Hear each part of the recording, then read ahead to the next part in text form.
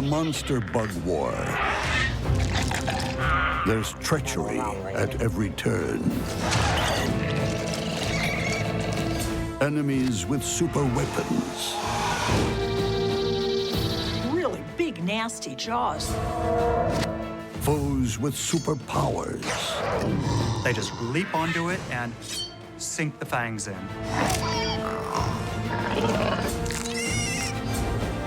In a bug war, your best chance of staying alive is to take nothing for granted.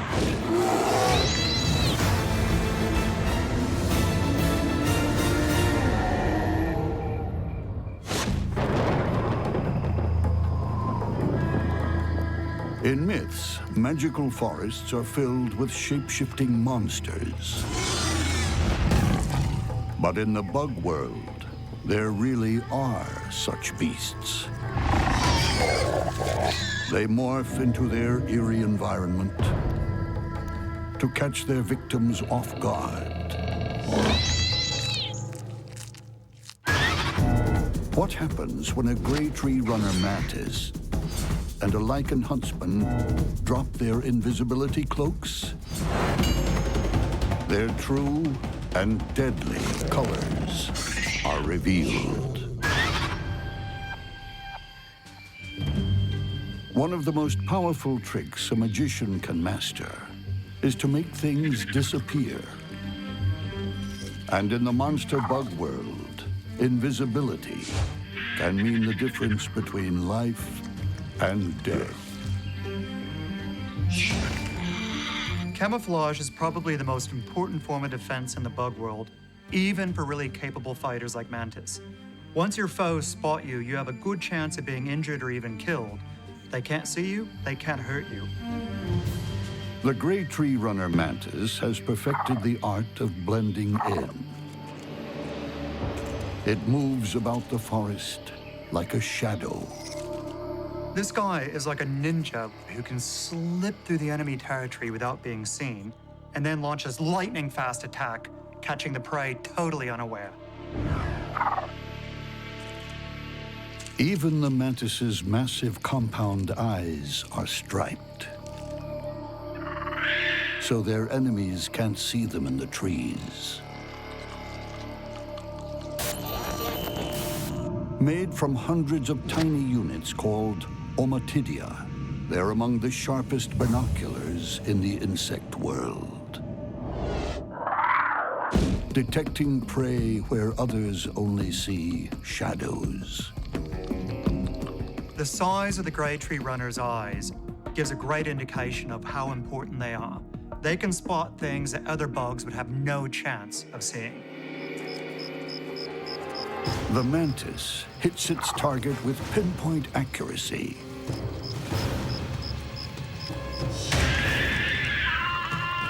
It grabs this grasshopper like a kung fu master snatches a passing fly.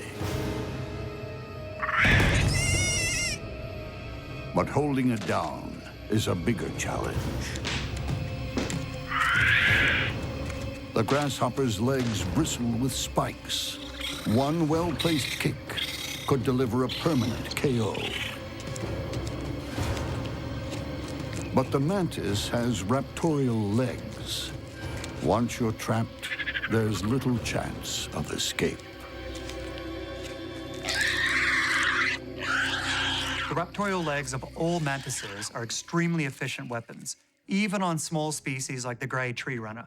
Once they've spiked their prey, they hold on to it while the mandibles start inflicting the serious wounds. Imprisoned, the grasshopper pays the ultimate price. It's eaten alive. There's no mercy in this forest. Not even for the mantis. There are other invisible eyes watching it.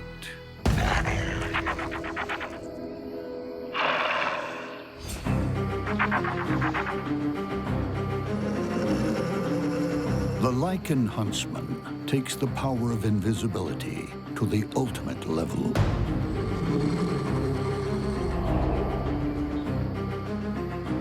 lichen huntsman's ability to hide out in the open gives it a real predatory advantage.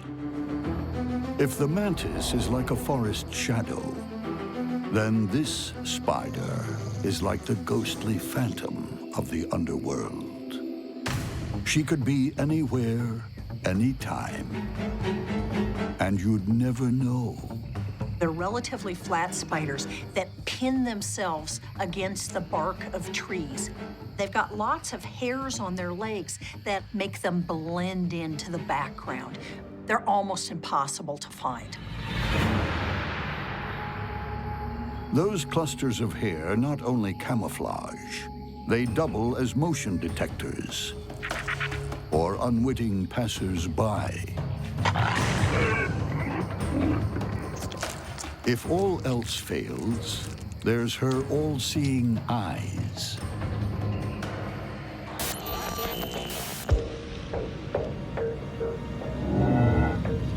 Four at the front, two on top, and another pair at the rear. Poised in the perfect ambush position, body flattened, head hidden, she has 360-degree vision. At the first sight of prey, the phantom morphs from ghost to demon.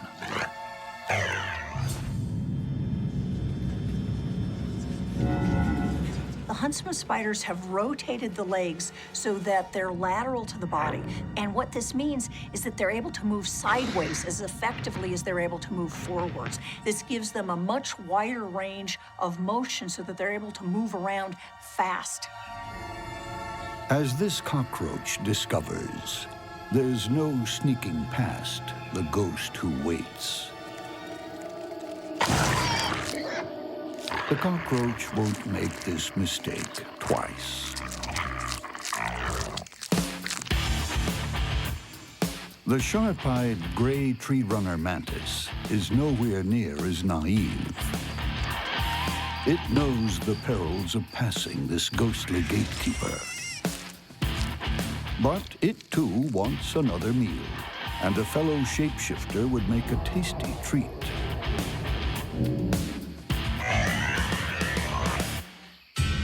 The gray tree runner mantis is a stealthy killer in a camouflage suit. It springs from nowhere to snatch its prey and eat it alive. Then disappears back into the forest like a shapeshifter. It's not the only ghostly shadow in the forest. The lichen huntsman also has extraordinary powers of invisibility. So when two masters of camouflage come face to face, conflict is inevitable.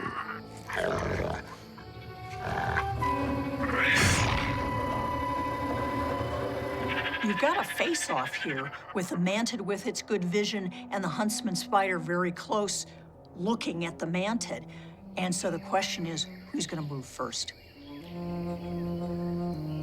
It's a poker game where it's high stakes, life or death. Just inches away from its opponent, the mantis tries to bluff with the ultimate poker face. The mantis certainly isn't behaving like he's scared. He's almost mocking the spiders, saying they're just grooming himself, like not even concerned about you at all. He's probably relying on his speed to run away if things get a little bit too much. But the spider's not fooled.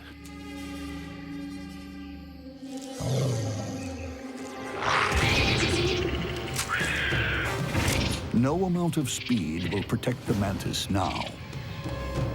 The ghostly spider's fangs pierce the mantis's thorax like massive poison darts, stopping it dead in its tracks. The spider eats at leisure. So what she's going to do is she'll mash up the mantid, regurgitate digestive enzymes, suck up the prey, Depending on the size of the mantid, it'll take anywhere from half an hour to hours. When it's over, it's time to put out the trash. And the phantom of the underworld fades invisibly back into the forest.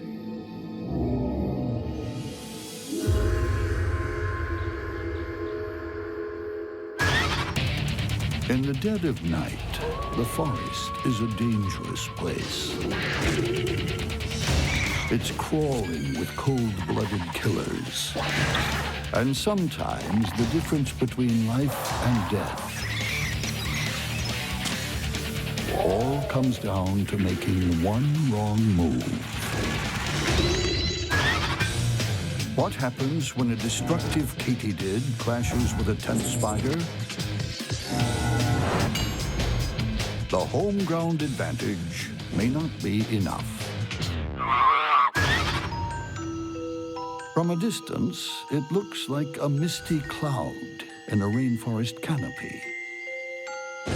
Don't be deceived. Enter this gossamer nightmare, and you're on a guaranteed journey through hell.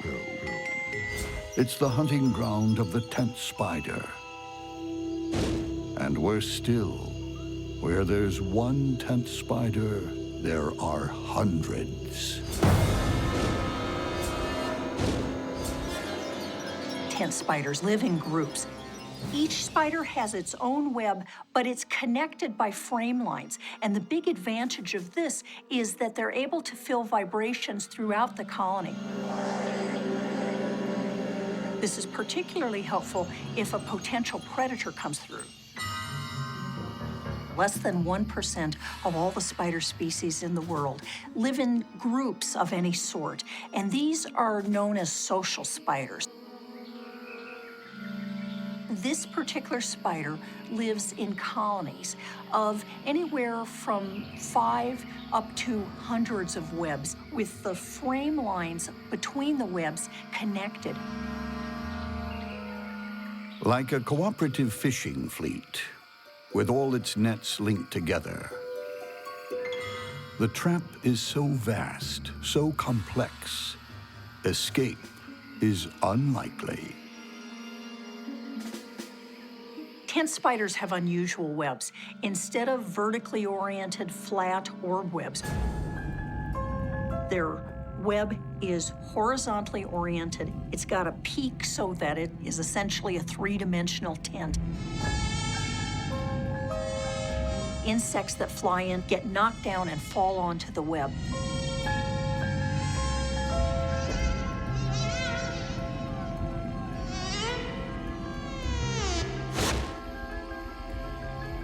With bright markings to warn off aerial predators.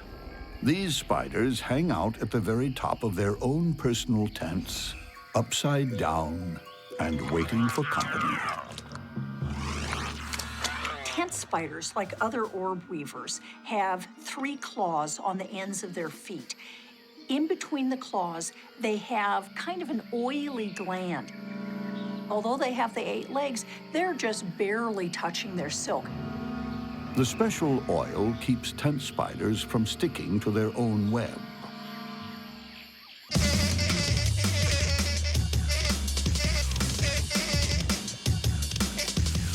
This fly has made a fatal error. The tent spider senses vibrations. It drops onto its prey in a split second. They grab it in their 3rd legs, and then they wrap it up, using their 4th legs to pull swaths of silk. They wrap up their prey very, very effectively. Once the victim is wrapped, it's bite time.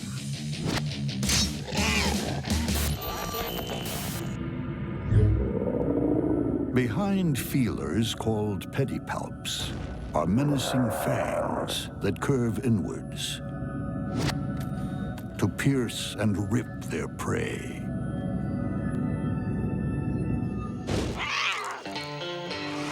Within moments, the tent spider is back at the top of her silken dome, devouring her tightly wrapped snack. Just yards away, also prowling for a snack, another equally terrifying rainforest fighter. The destructive katydid.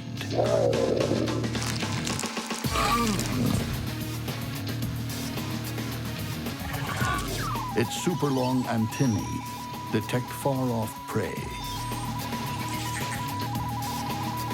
The antennae are at least as long as the body, so this allows the katydid to sense prey approaching from quite some distance away. They're incredibly active and mobile, just cruising all the time, checking out, getting the cues, trying to get that little elusive chemical trail to tell it what's approaching or what's recently been around. Its lime green body is near perfect camouflage. When it's time to eat, this bug is all business. Whether it's gorging on a giant cicada or disemboweling a live caterpillar. This guy is the bolt cutter on 6 legs, and to make things worse, he's in the habit of eating his victims alive. He'll slice through the exoskeleton, open it up, and start munching on the soft bits beneath. It's the essence of horror, a bestial slaughter, done with clinical precision. But there's more to this killer than just a big mouth. 2 pair of legs are lined with twin rows of spines. Now, once a prey is locked into those, it's pretty much time to call the Undertaker. But those spiky limbs aren't just used in a death grip. They have defensive capabilities as well. Katydid front legs come with built-in sonic detectors. Their hearing organs, called tympana, are located on the forelegs just above the spines. They use these to detect the calls of other katydids, but they can also use them to listen out for the sounds of bats echolocating. This allows them to avoid becoming prey to a bat when they're feeding in the treetops at night. The destructive katydid and the tent spider are both sit-and-wait hunters. But they still take the occasional midnight stroll. Tonight, one of them will regret not staying home.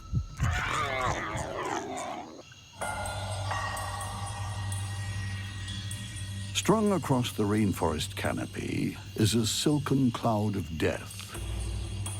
For anything that enters, there's no guaranteed escape. The spiders will attack any prey that's small enough for it to handle. This destructive katydid has few rivals on terra firma. But when she takes to the air in these parts, she's vulnerable. The tent spiders have lousy vision, but they are incredibly sensitive to vibrations. And so they're very, very responsive to airborne vibrations and vibrations in their silk. The katydid's unplanned landing is met by a barrage of legs and spider silk. They wrestle frantically. As long as the katydid is stuck in the web, it is at great risk of becoming prey to the tent spider. It needs to cut its way out, and fast. If those jaws do break free, the fight could turn in an instant. This katydid has really big, nasty jaws that could totally do in this spider. It's important to the spider to keep that katydid as far away as it possibly can from its body while still entangling it further or wrapping it up further in silk. The katydid tries to kick through the silk with its sturdy hind legs. It snips at the web. It's really a race against time. It can easily cut itself out of the web. That's not the problem. The problem is, can it do it before it's attacked by the spider and pumped full of venom? The spider must move fast. What it needs to do is it needs to get in there, bite the katydid, and pump as much venom as it can in there, but still make sure that that katydid can't bite it. The tent spider makes its move.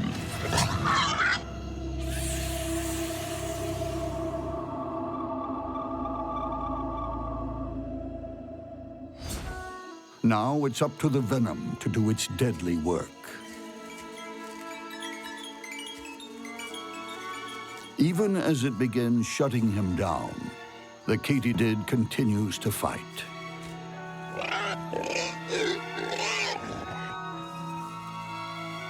But it's too late. Today, venom wins.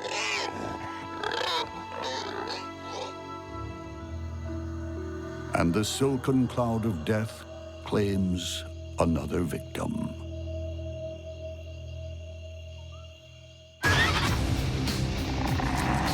In the bug world, many things that creep, crawl, and slither share the same patch of land. They also share a primeval urge to kill on sight. When a giant rhinoceros beetle encounters a swarm of voracious meat ants, it's a conflict that will end in blood.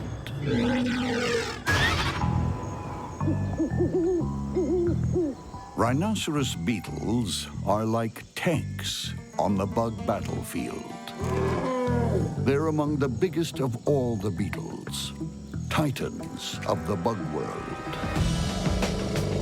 Rhinoceros beetles aren't misnamed. They're big, they're kind of clumsy, but they have a thick, heavy, sclerotized exoskeleton that is incredibly hard to pierce. It covers most of their body, and the rhinoceros beetles are awesomely strong.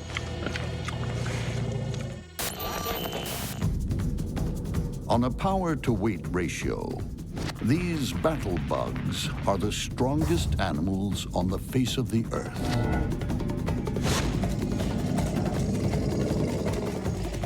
It's estimated that a rhinoceros beetle is able to push or carry as much as 850 times its body weight. We're talking that a human could lift as much as 65 tons. This is a crazy heavy amount that this rhinoceros beetle is able to carry. For all its brute force, this monster mostly eats rotting fruit, which provides all the fuel it needs to wrestle a rival. The males and the males alone have these big horn-like structures that act like levers. Each male has two forked horns, one on the head, the other on the top of the prothorax. As a weapon, they work like a pair of sharp tongs to catch and dispatch an opponent. When two males come to blows, the reason is always the same. They both want the turf and the ladies. If he's got a pile of rotting fruit near a log, he'll try to defend this spot and hope that females come in. The male uses his horns as a lever and is able to flip other males off the log.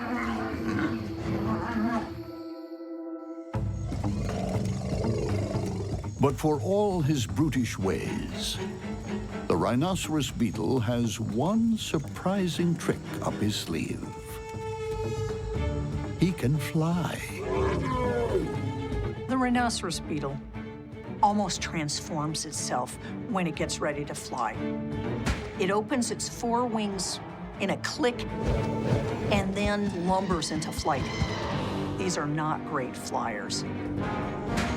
It takes to the air with all the grace you'd expect from a tank with wings. Still, it's a talent that could save its life. And he may need an escape strategy if he strays into meat ant territory. One single ant isn't much of a threat. But where you find one, you'll find many. Individual nests can contain tens of thousands of ants, but they're often linked together into super colonies that can contain hundreds of thousands or more.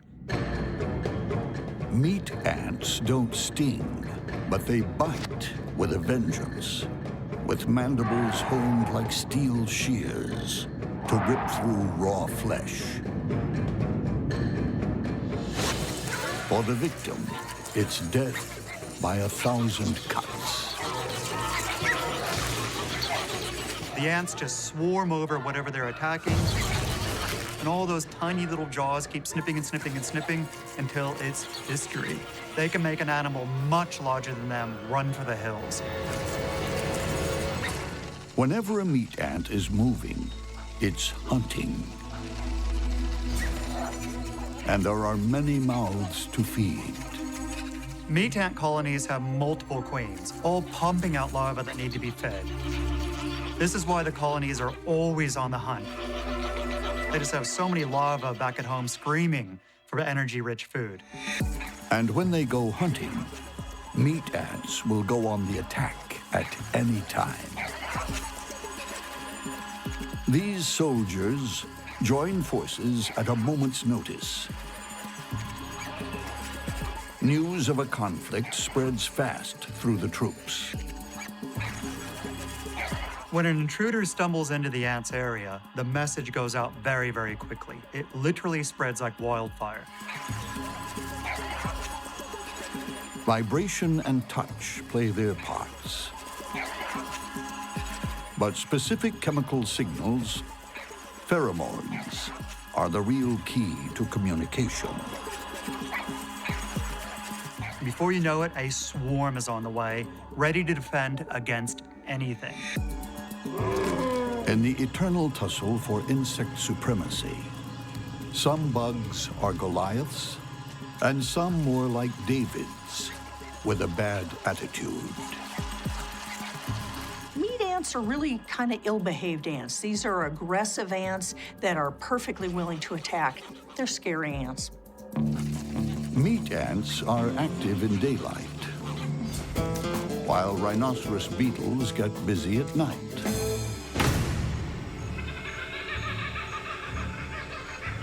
But there's sometimes a crossover hour. It's early morning, and a tank-like vegetarian blunders into meat ant territory.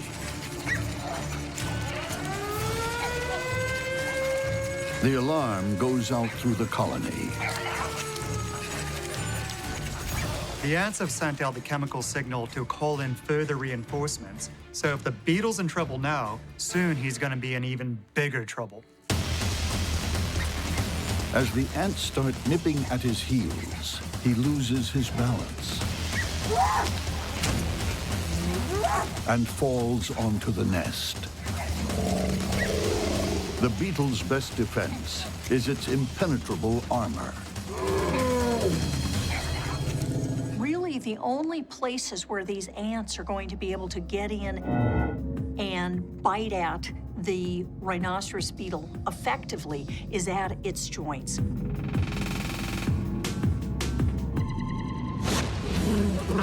And that's where the ants attack in force. The beetle tries to escape. He needs to get clear to fly away. But carrying vicious ants as excess baggage, he can't get to the runway.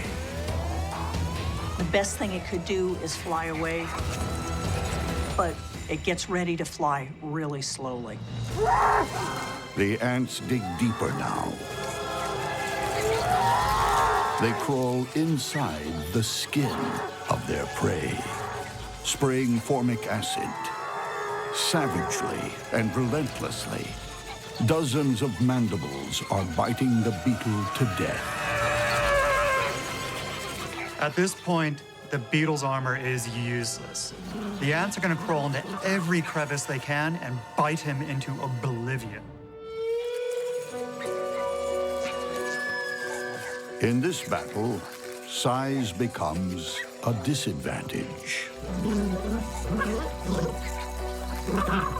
A lumbering armored tank is no match for armor-piercing infantry.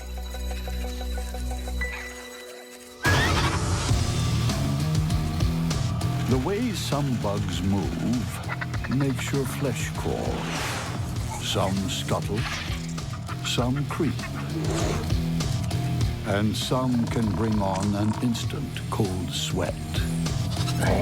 But the creepiest of all are the bugs that pounce out of nowhere.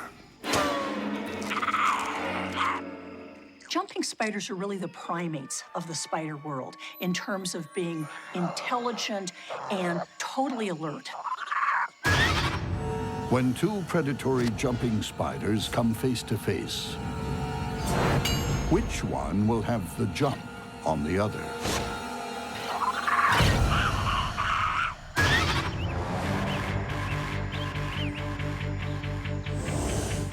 In the Battle of the Leaping Assassins, the long-jawed jumping spider is armed to the teeth. The long-jawed jumping spider is in many regards a fairly typical jumping spider. But what makes these spiders unusual is that they've got these incredibly long, thick chelicera with long fangs that are almost half its body length.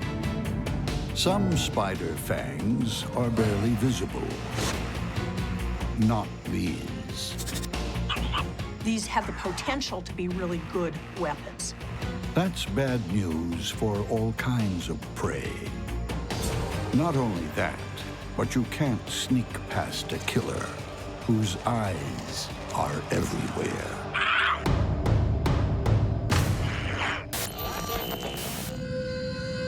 Jumping spiders have incredible vision.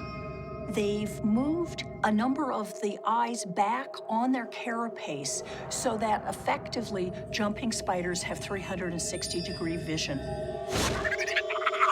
Those two huge eyes, front and center, sense contrast, colors, even ultraviolet light. While the other 6 eyes keep a lookout for lunch in their own way. The eyes on the side are doing something very different. These eyes are exquisitely attuned to motion. And so they've got this combination of contrast and motion, which makes them highly effective eyes. And the tiniest motion draws their attention. This smaller spider is already a marked bug. But the long-jawed jumping spider needs all of its visual acuity to make the kill.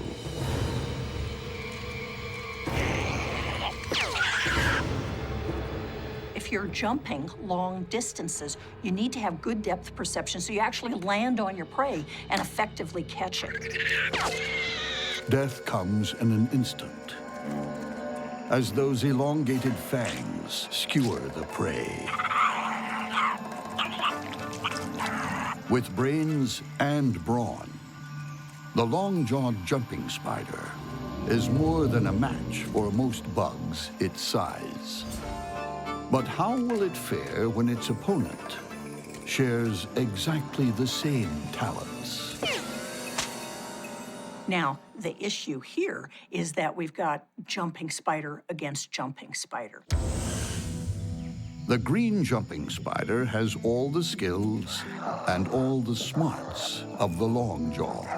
In the eyes of some, she's also the supermodel of the spider world.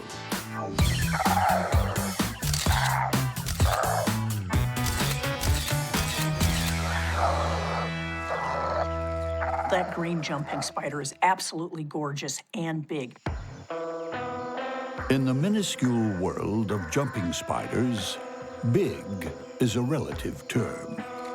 The body is compact and the legs short.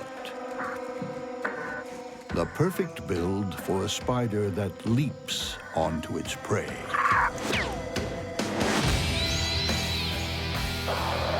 When it comes to jumping, these guys are in a class of their own.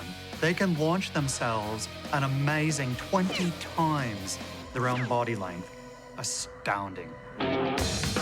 And if that long jump happens to miss the mark, she has a safety line.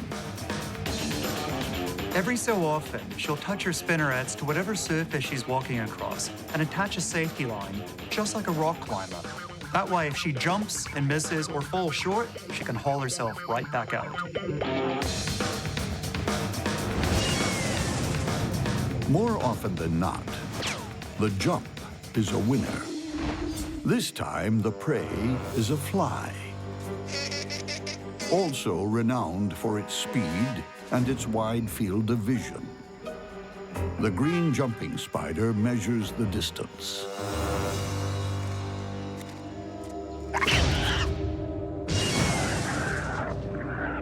The key to the kill is securing the victim as quickly as possible.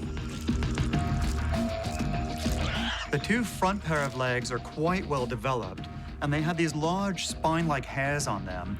It's like nature gave them a cute little face, but then gave them these mean legs to give a little bit of street cred. When you encounter spider beauty like this, you can guarantee the outcome won't be pretty. Both of them have same capabilities, except the long-jawed spider has much, much longer fangs than the other spider. On the other hand, the green jumping spider has size and power to its advantage. So in this case, it really is who has the element of surprise.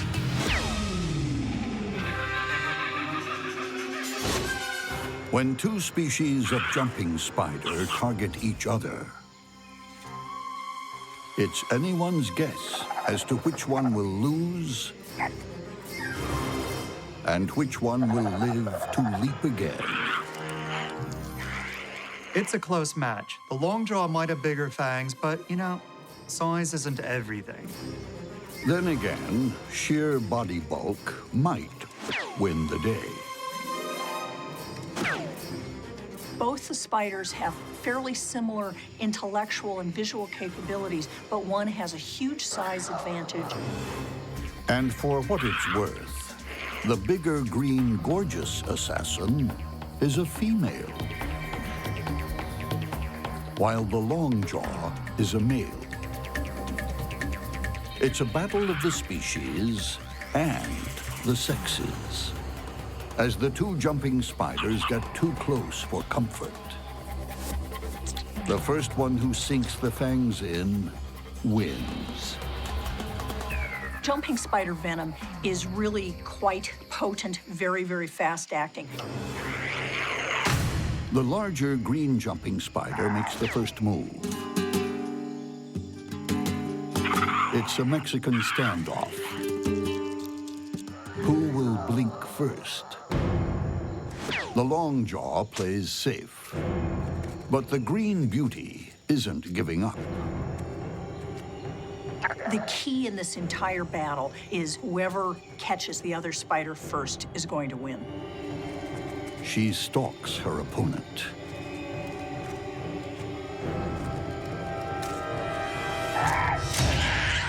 And scores a direct hit. Her fangs might be small, but they drip with deadly venom. These guys have a really fast-acting venom. The long jaw's legs have already started to curl up. A sure sign it's about to pass its use-by date. As the long jaw discovered to his dismay, the supermodel is more than just a pretty face. Looks can kill. Of the world's 40,000 different spider species, only one is known to be a vegetarian. That means, in a spider's world, getting a square meal almost always means murder. When two master huntsmen go head-to-head, it's never a case of meet and greet. It's catch and kill. Like cage fighters, spiders may be known by their nicknames. This one goes by the initials GBH.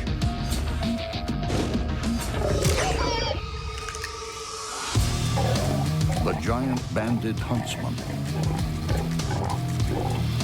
Huntsman spiders are the best spiders in the world.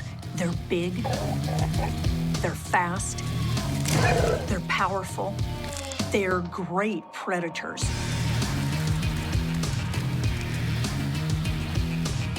Those long legs give the huntsman a formidable reach advantage. We're talking probably on the order of 6 inches across, and they can get larger than this. These are big, fast spiders.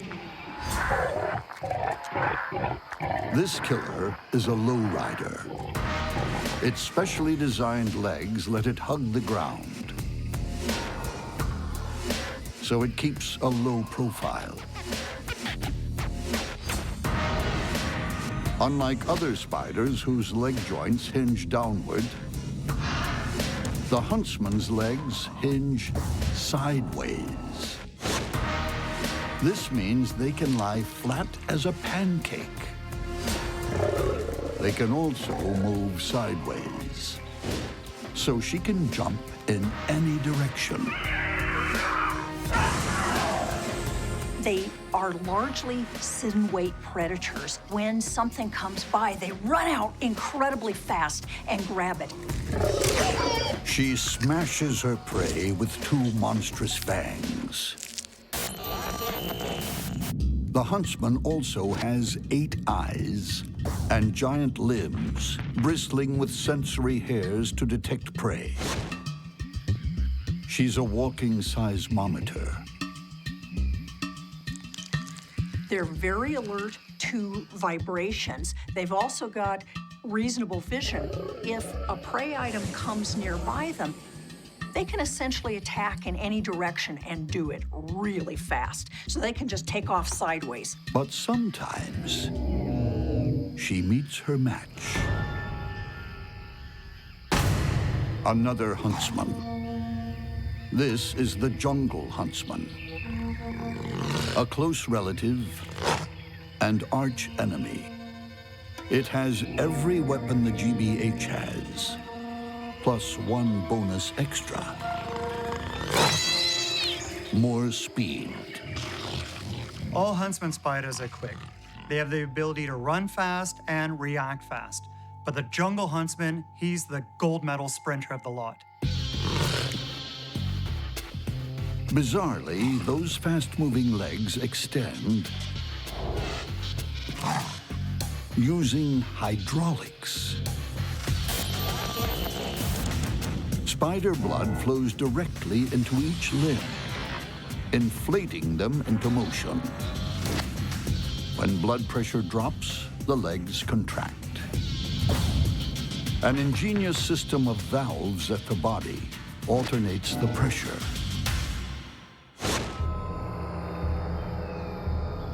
So how do these 2 hydraulic hunters fare when they run into each other in the forest? It's an even match. You've got 2 really fast spiders, but the giant banded huntsman is bigger and stronger. The jungle huntsman has speed and stealth to its advantage. This is a really tough fight to call. Both are very competent fighters. It could go either way. In the rainforest, there are so many bugs. You're bound to run into your doppelganger sometime. Like these 2 huntsman spiders. Huntsman spiders are good predators. Like other spiders, they're basically willing to take almost anything they can get. One of the other things they're perfectly willing to go after are other huntsman spiders. The giant banded huntsman is lying in wait. It's on a hair trigger to strike. This jungle huntsman is also looking for a meal. But there's a problem. They're occupying the same diner, and neither one wants to share. There aren't any fancy tricks to the way these spiders catch their prey. For them, it's all about speed and agility. Quite simply, they just leap onto it and sink the fangs in. The jungle huntsman goes for a speedy sidestep. But the GBH moves even faster.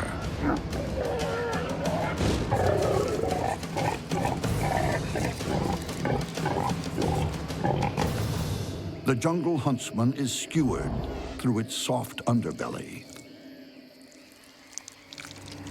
Fangs like eagle's talons rip into its body again and again. The giant banded huntsman is able to really crunch up its prey once it catches it. The fangs are big, they're strong,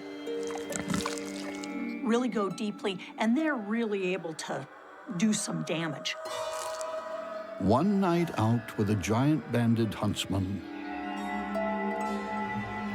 and there's little left the morning after.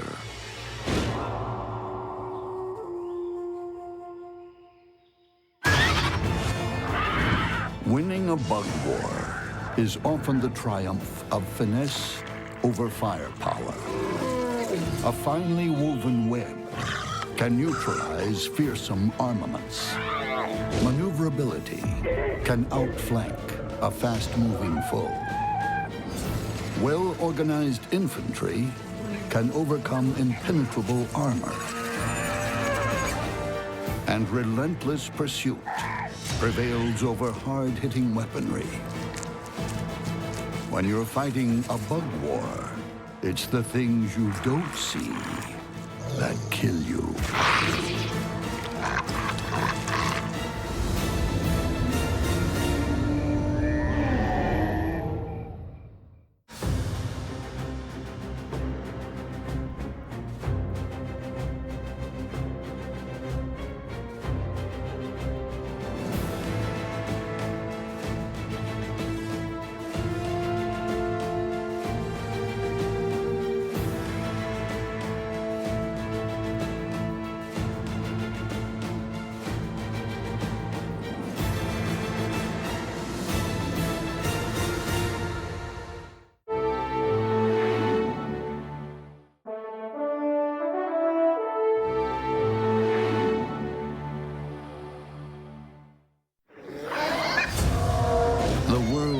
Monster bugs is a war zone. There are no truces, no ceasefires. Only the fittest survive. They literally run down their prey. And only the ruthless It can tear apart pretty much anything. live to eat another day.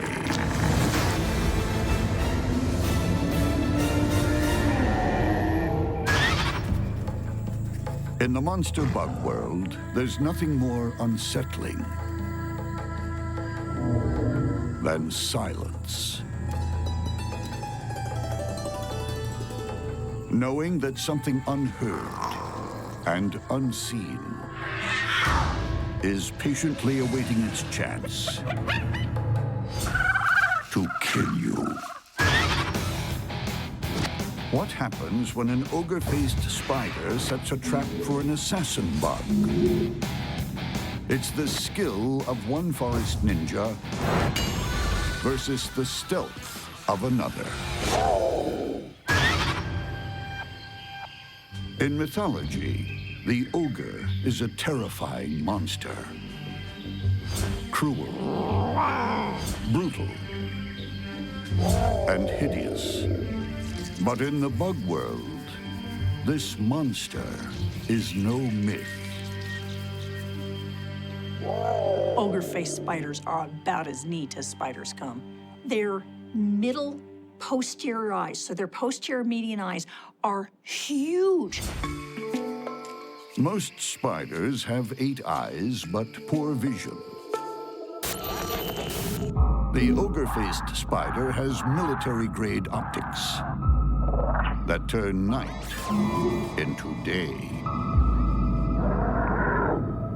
They're outstanding at collecting light at night so that they see very, very well in darkness. Their vision at night is far better than cats and better than owls. That's extremely bad news for passing prey. But even more astonishing is the ogre-face's weaponry.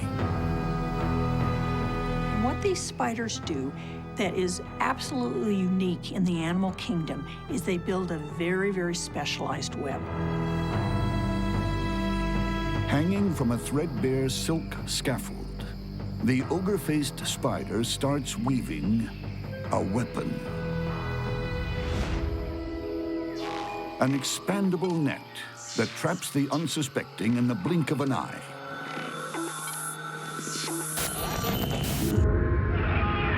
It flings it over its prey like a gladiator, casting a deadly net. When they actually attack something, they're going down just incredibly fast and then releasing the web, and it contracts. It is fascinating to watch. The ultrafine net is created with the skill of an expert weaver. They make it in their back legs. As you see them combing, they've got a comb on their 4th leg, and you see them combing out silk very fast. I often think of it as hair that has been teased up, and the silk looks something like that. Holding the tightly woven net in its 4 front legs, the ogre-faced spider silently sets up a vigil for whatever flies by or passes below.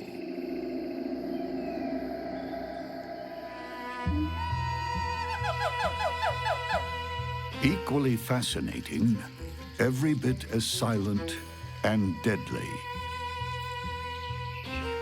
is the assassin bug. Watching the assassin bug move is like watching a Shaolin kung fu master walking across rice paper. Gentle, silent, careful. Not a single mark, not even the most minute noise. No wonder it's called the assassin bug. Its weapon of choice is part long, sucking mouth, part syringe for injecting venom.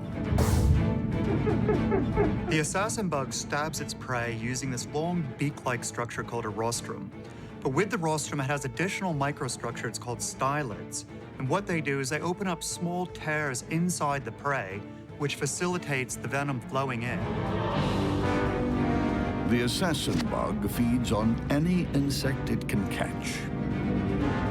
It's even been known to skewer bats and humans. But it doesn't rely just on its rostrum. It has antennae as long as its body, which gather intel on the grasshopper it's silently stalking. It also plays smart. It imitates a wafting breeze. The assassin bug is being very clever here. As it gets quite close to the prey, it makes its footsteps bouncy and irregular, creating the kind of normal environmental background noise produced by a breeze. And then, with its prey within reach, it does something very odd for a master stalker. It reaches out with an antenna Assassin bugs have a peculiar habit of using their antennae to gently tap their prey a few times before stabbing them.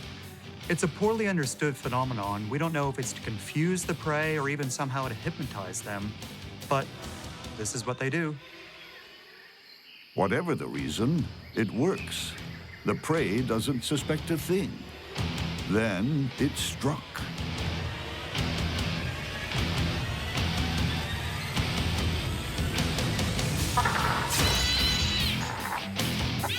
The assassin bug's rostrum spears the grasshopper's back.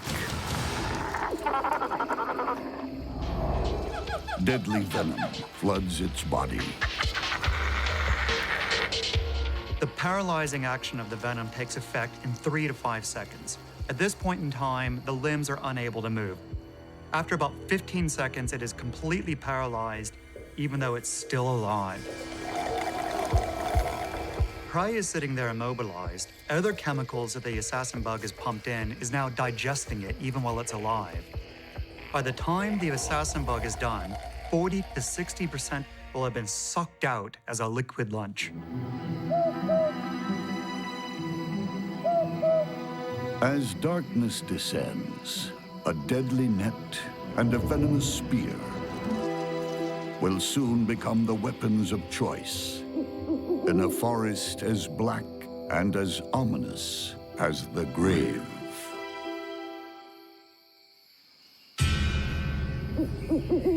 Two Bug World gladiators are about to do battle. One armed with a spear that pierces flesh with ease, and the other with a fast-release net that can finish a fight before it begins.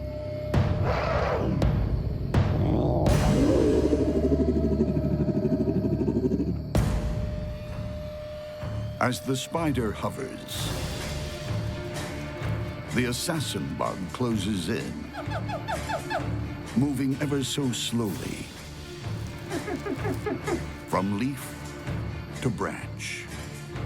The two deadly foes converge in the darkness. The assassin bug needs to get past the net to strike a blow. It tugs on the web, but a foot gets caught.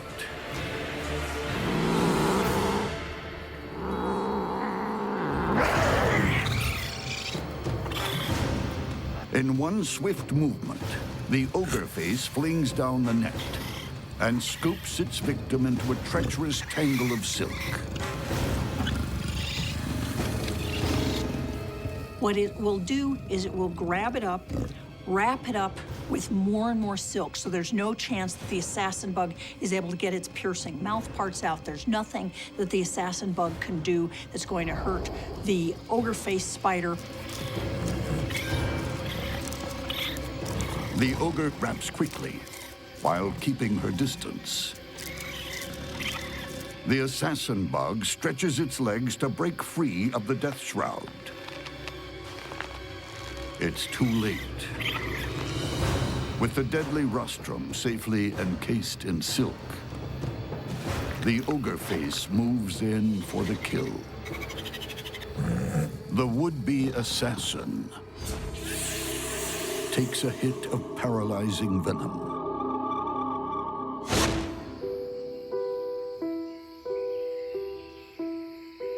Death is seconds away. But the ogre-faced spider ignores the formalities. It's already feeding on the body fluids of the vanquished.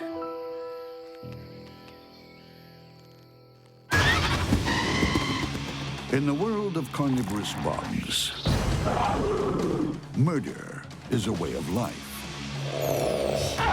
If you want your meat fresh, you're forced to kill. But some bugs take hunting to new levels. What happens when a bulldog raspy cricket and a whistling tarantula come to blows? There are no holds barred. If you're an insect, you enter the grassy bushland of the bulldog raspy cricket at your peril. It's the stormtrooper of the bug world. Compared to the raspy cricket, other crickets are pushovers. These guys are just nasty. Bulldog raspy crickets are very fierce fighters. They launch themselves at the prey with the aim of just cutting it to pieces. The raspy cricket is built to kill. Two massive compound eyes, heavily armored thorax, front legs bristling with deadly spines, and mandibles that cut through prey like a chainsaw. The raspy cricket's mandibles are just plain deadly. It can tear apart pretty much anything. Snip, off comes a leg. Snip, off comes the head. Raspy crickets are also super mobile. They'll go anywhere, anytime. Raspy crickets are very tough to escape from. Not only are they great jumpers, but they're great climbers, they're fast on their feet, and they can fly. And they never back down. Once you're in a raspy cricket's sights, it's locked on to kill. The antennae are very long.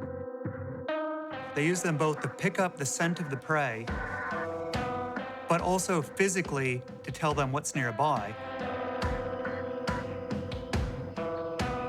And the second one makes contact, this cricket launches and starts biting and tearing it apart. The cricket's massive sickle-shaped mandibles chomp through its victim. Every body part is on the menu. Abdomen, leg, wings. The bulldog raspy cricket is the consummate killer. But it doesn't have the killing fields to itself.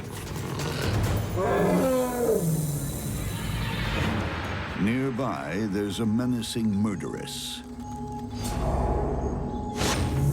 A tarantula. Not someone you choose for your babysitter. Known as whistling tarantulas. This is caused when they rub their mouth parts, causing kind of a rattly, hissy sound, which makes them seem more frightening. The terrifying death rattle is backed up by two monstrous fangs. Tarantulas have fangs that strike downward. These fangs are really quite large, as much as 1/3 of an inch long, which is on the order of a number of different snakes. And so this is enough to do real damage. She's highly attuned to passing prey.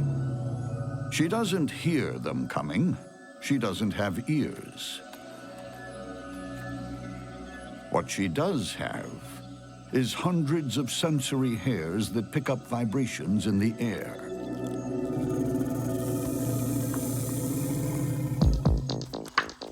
And the whistling tarantula has another early warning system. She lays a thick bandage-like alarm bell with two huge spinnerets that act like web-weaving fingers, creating an elaborate first line of defense. She waits at the entrance of the burrow. And one of the advantages of silk coming out from the burrow is that it helps provide sensory information or vibratory information as prey walks by and touches the silk.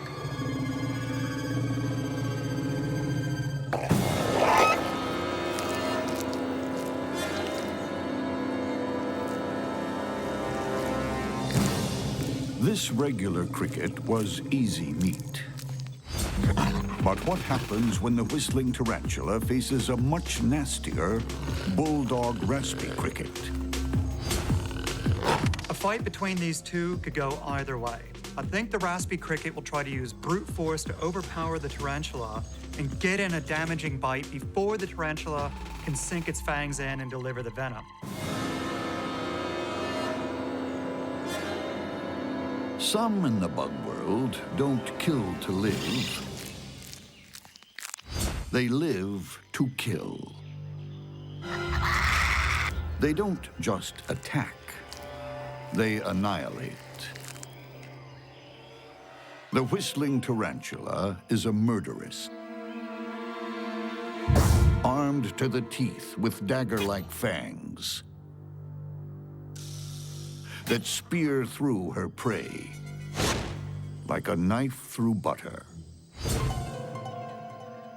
It's got big fangs, it's got big legs, it's got hairs so that it's able to climb essentially anywhere, and it's a big, aggressive spider. Her mortal foe, a nasty neighbor. The bulldog raspy cricket is also packing serious heat. Spiked legs, deadly jaws, and a bad attitude. It often holds true in the bug world that attack is the best form of defense. So while the raspy cricket chows down on its latest kill, the murderess launches a surprise attack.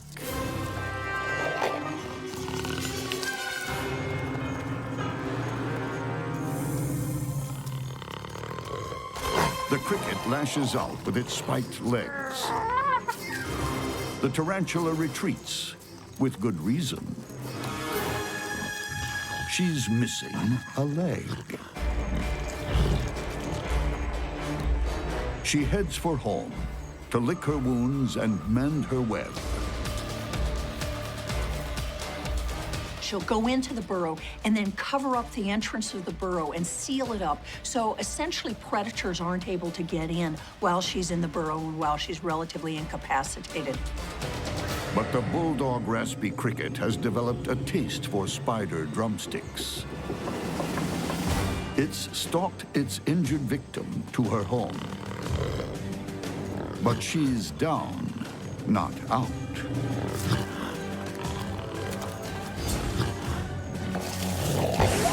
A massive body kick sends the killer cricket reeling. But the cricket is nobody's football. Each combatant has scored a blow. Now it's really on. One of them is going to die. If that raspy cricket gets its strong jaws onto the soft-bodied tarantula, the tarantula is absolutely done for. So it's really a battle of timing and speed here. The stormtrooper is back, madder than ever. It flushes the tarantula from her burrow. She makes a break for it. But the raspy cricket's mandibles shear through the tarantula like colossal bolt cutters. Once they start biting the prey, they sit cross-legged with their arms locked together, forming a spiked cage that the prey has little chance of escaping from. The murderess has met her match. She's not just eaten. She's torn apart.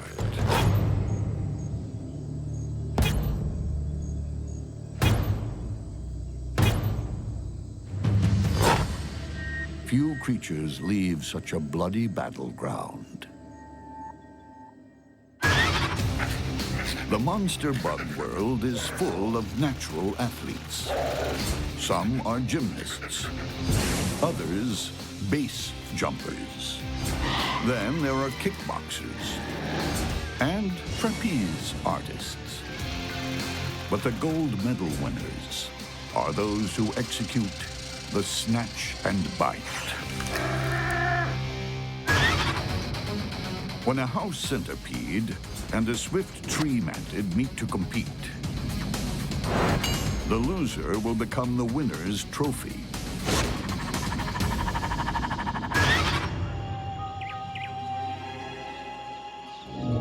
This is a house centipede. A lean, mean killer with just 3 speeds. Stopped, fast, and faster. With 30 legs to propel itself. It's the bug equivalent of an Olympic track and field team rolled into one. The front legs are relatively short, the hind legs are relatively long, so the legs don't trip over one another as they're running this fast.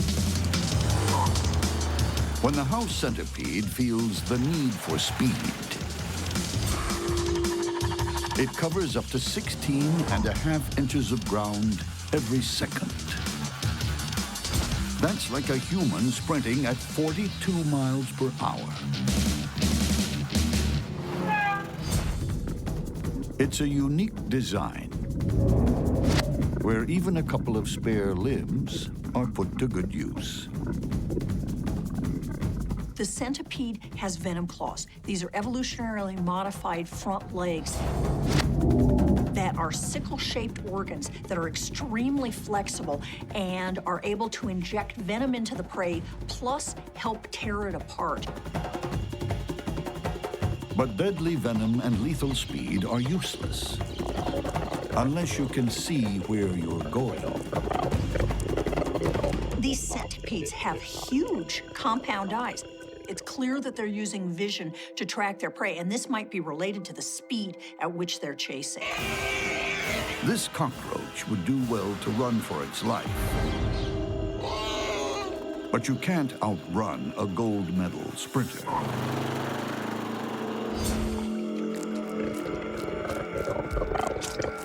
House centipedes are incredibly voracious predators. They literally run down their prey. But the house centipede isn't the only speedy, sharp-eyed predator patrolling the rainforest arena. It's also the domain of the swift tree mantid.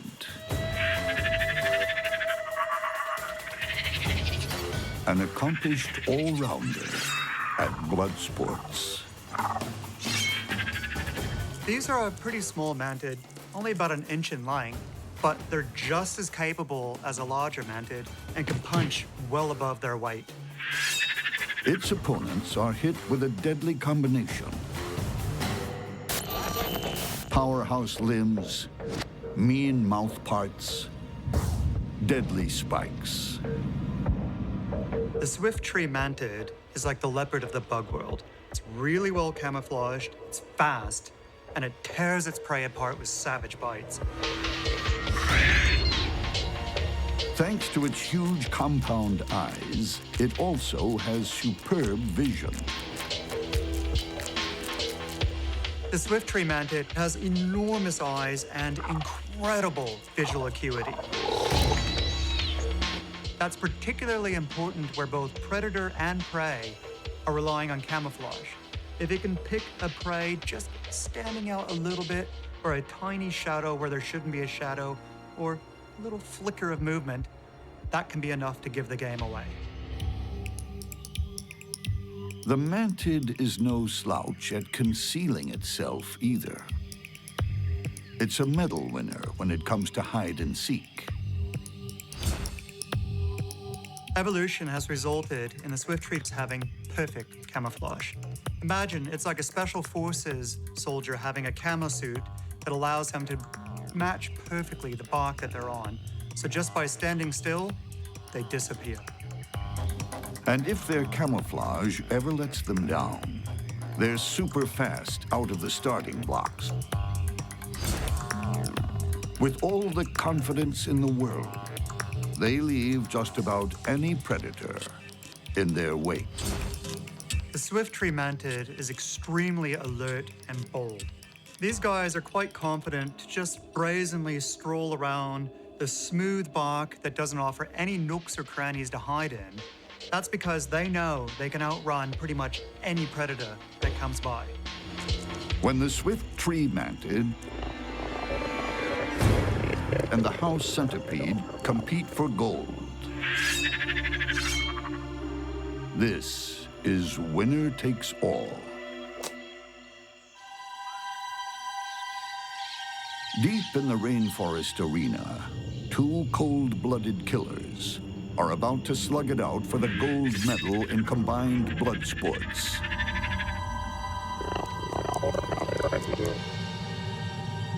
The swift tree mantid might be small, but it's not intimidated.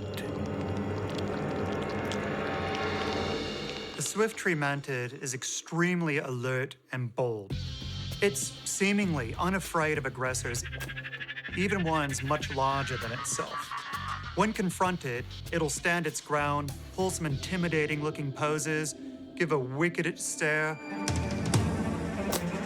Is the mantid bold or just plain foolish? Its opponent, the house centipede, isn't backing down either.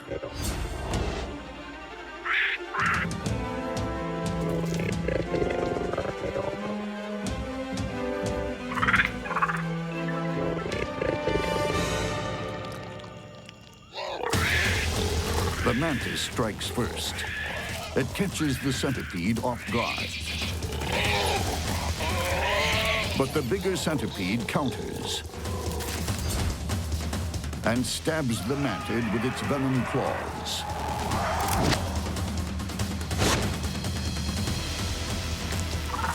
Then starts ripping its victim apart while it's still alive.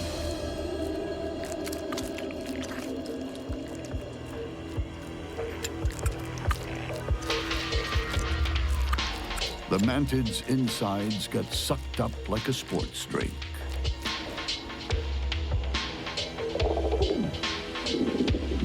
In the bug world, there's only room for one on the winner's podium.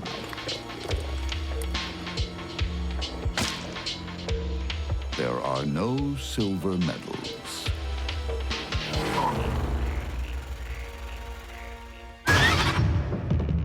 When bugs go to war, there are no rules, no sense of fair play, and no concept of picking on someone your own size.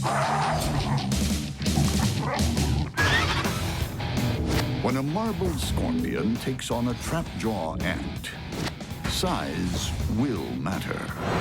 But will bigger be better?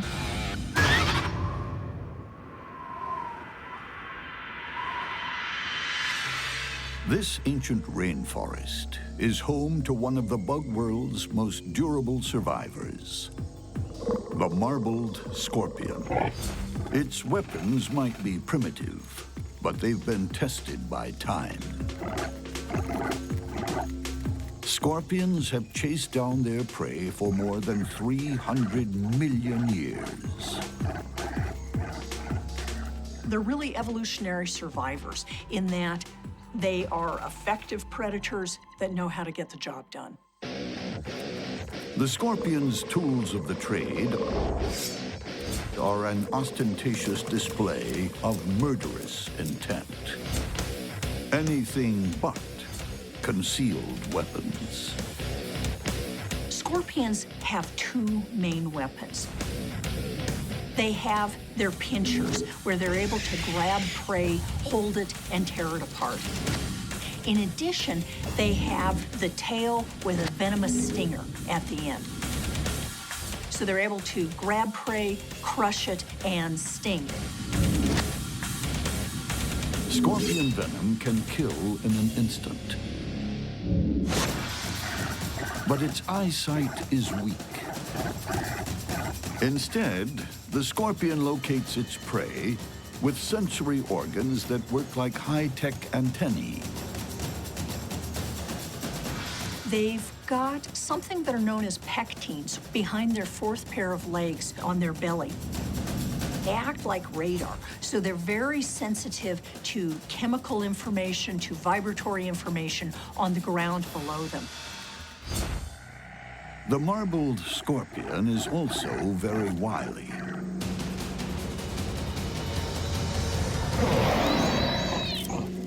This cockroach had no idea it was about to become lunch.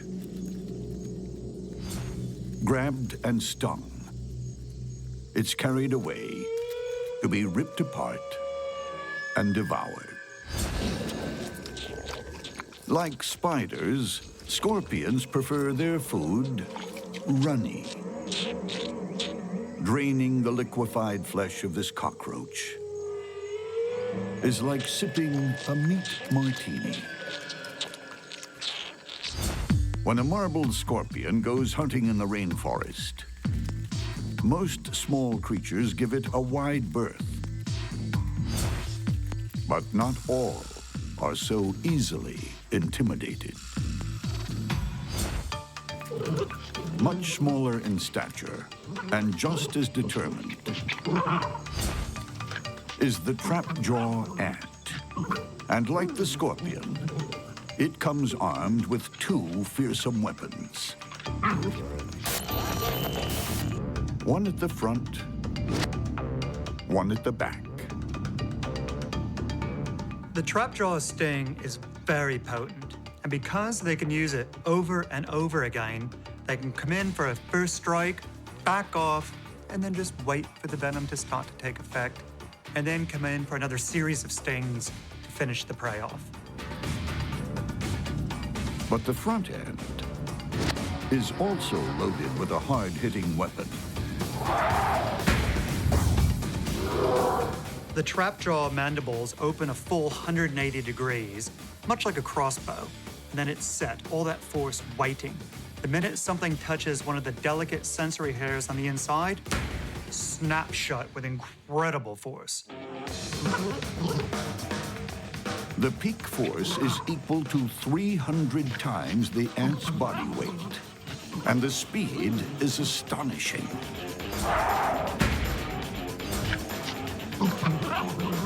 2,300 times faster than the blink of a human eye.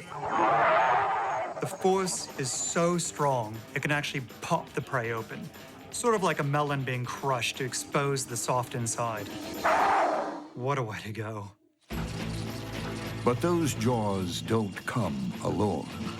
They arrive en masse. Trapjaws are very effective at defending themselves on one-on-one fights. However, because they're a social creature that lives together in large colonies, they can work together to defend the individual or the entire nest. Trapjaw ants aren't afraid of a battle. Neither is the marbled scorpion. And it won't be long before their combat skills are put to the test. As darkness creeps over the rainforest, the marbled scorpion goes looking for food. Also out scouting for a meal, a trapjaw ant. Both the trapjaw ant and the marbled scorpion have a sting at the rear and some serious scissors up front. When the trapjaw mandibles snap shut, that popping noise we hear is actually a shock wave that's so strong, it's like an air gun going off, and it can actually stun the prey. But getting close enough to a scorpion for that is dangerous. Its long arms knock aggressors down like bowling pins. And there are those pincers to confront. Long and strong, they're a deadly weapon, especially when the scorpion's foes are small. Although the marbled scorpions don't have particularly large palps, they are really suited for grabbing ants. They're able to grab little things quite effectively and crush it. The ant forages, unaware of the scorpion camouflaged on a rock. Eventually, it sees it. And the ant has only one response: attack. The scorpion leads with its left, but can't score a hit. The ant counters with sharp jabs from its jaws, like a stun gun. Each blow sends shock waves through the scorpion's body. It's hurting badly. While the scorpion has weapons on both ends, so does the trapjaw. But what it really wants to avoid is that scorpion stinger.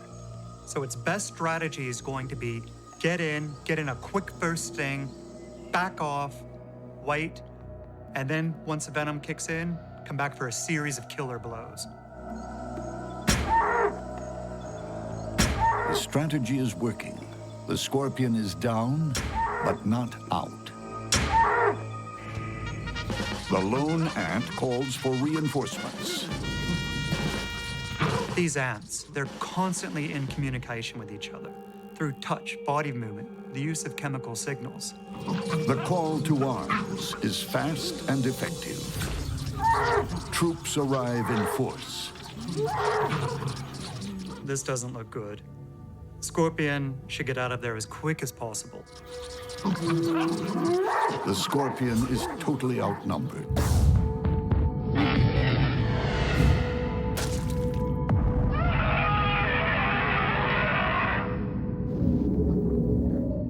Stingers plunge into its body, all over its limbs. Multiple stings send deadly venom coursing throughout the hapless scorpion's body cavity.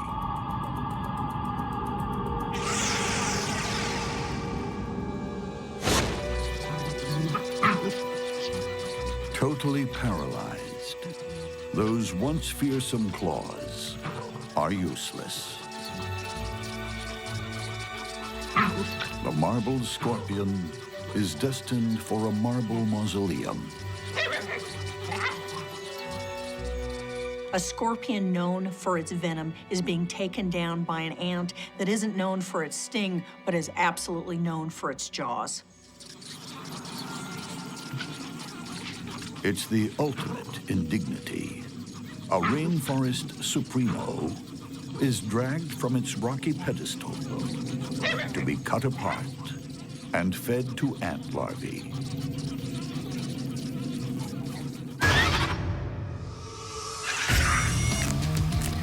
In the world of bugs, it's a jungle out there. And there's only one law in this jungle. It's eat or be eaten. When two bizarre spiders go into battle, it'll be a bug fight with a difference. One jumps, the other spits. For all its benign natural beauty, the rainforest harbors some truly odd creatures. The metallic green jumping spider looks like an eight-legged disco dancer. But it's an agile, spring-loaded killer. Jumping spiders typically make the largest leaps to get from one location to another. When they're getting ready to attack, they'll use much smaller leaps so they can aim with absolute precision and get the bite in that perfect spot.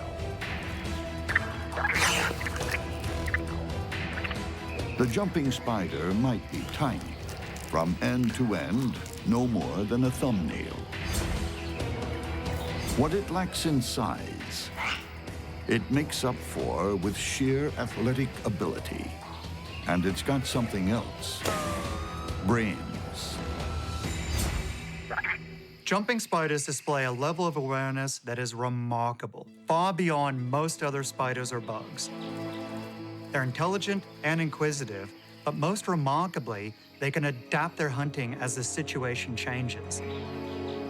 It has all the animal cunning of a jungle cat. Jumping spiders are sometimes referred to as eight-legged cats, mostly because of their very large eyes, but they're also very feline in their predatory behavior. They'll stalk their prey, they'll circle it, they'll leap onto it and then bring it down with their fangs. In the human world, stalking is a crime. In a bug's world, it's a skill that puts food on the table.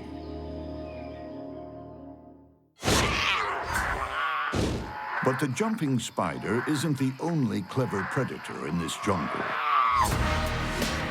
There's a serious rival, the only creature on planet Earth that spits deadly silk from its fangs.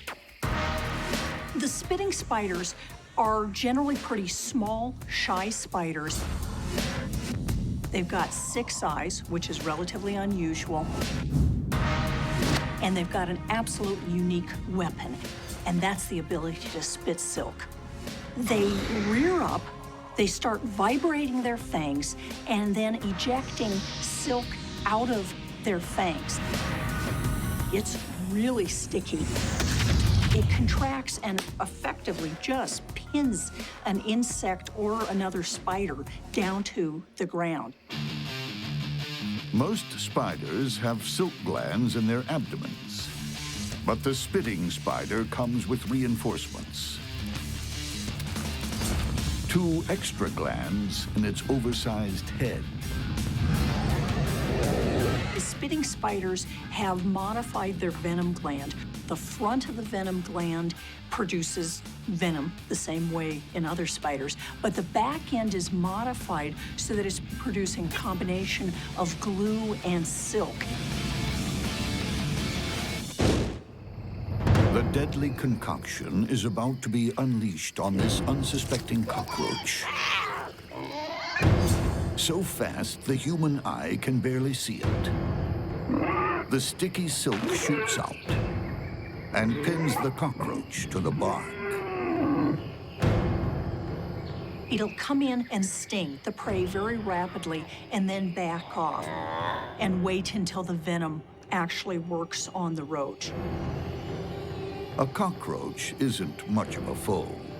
For a spitting spider, it's just food. But it's a different matter when the food can fight back. While the jumping spider might look like it's missed its calling as a disco dancer, this is not a wimp. If it can get into a position to attack the spitting spider, it will. The spitting spider, it depends on if the jumping spider is in the right range and it's able to respond rapidly enough and pin that jumping spider down. In a bug world jungle, 2 pocket-sized predators are on the prowl. One, an expert stalker, able to launch itself at an enemy like a jungle cat. The other, armed with an assault weapon straight from science fiction.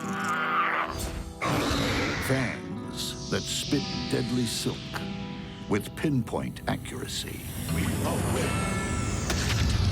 The spitting spider is able to shoot gluey spit out of its fangs at incredible speeds that rapidly pins down its prey. It's just a matter of time before the predators cross paths and cross swords. Like a leopard, the jumping spider has stalked its victim, silently, relentlessly. It leaps at the spitting spider, but it's off the mark. The jumping spider has made a mistake here. It has lost that advantage of surprise. The spitting spider has all of the advantage. The spitting spider takes a shot. It goes wide, but some of the sticky silk clips the jumping spider's leg.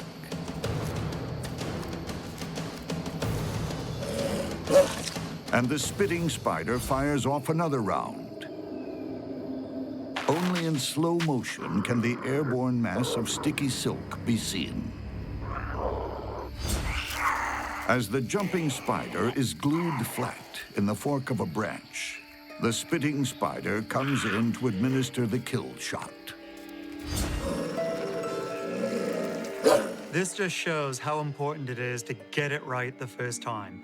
If you don't, there's a really good chance you won't be around to fight another day. The jumping spider will never jump again, as its insides are sucked out. All that remains is the solitary reminder to look before you leap. On the bug battlefield, there are no soft options. Camouflage is no defense against brute force. Fearsome looks don't faze seasoned killers. Awesome weaponry is worthless when you can't land a strike. And a lone fighter has no answer for an overwhelming force. On the monster bug battlefield, the only decider is death.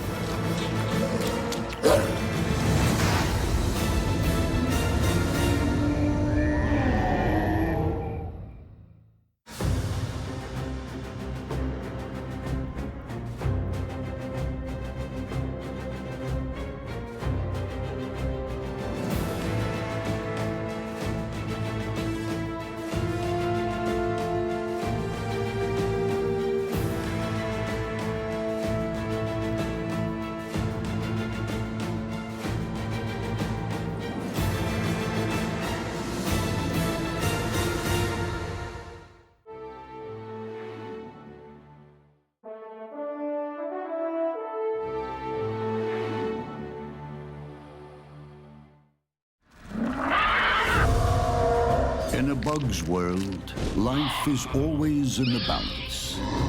There are so many ways to die. Around every corner, super-strength assassins. They are just incredibly fast with enormous force. Bizarre weapons. They have absolutely insatiable appetite. And ruthless personalities. They are incredibly effective predators. Every day, these battles are waged, hidden from human eyes. In the secret world of monster bug wars.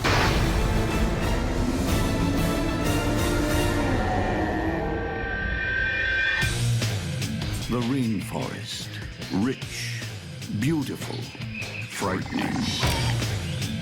Monsters live here, hiding in the darkest, dankest corners. They're the stuff of nightmares. When a giant rainforest mantis confronts a spiny leaf insect, it's a monster battle.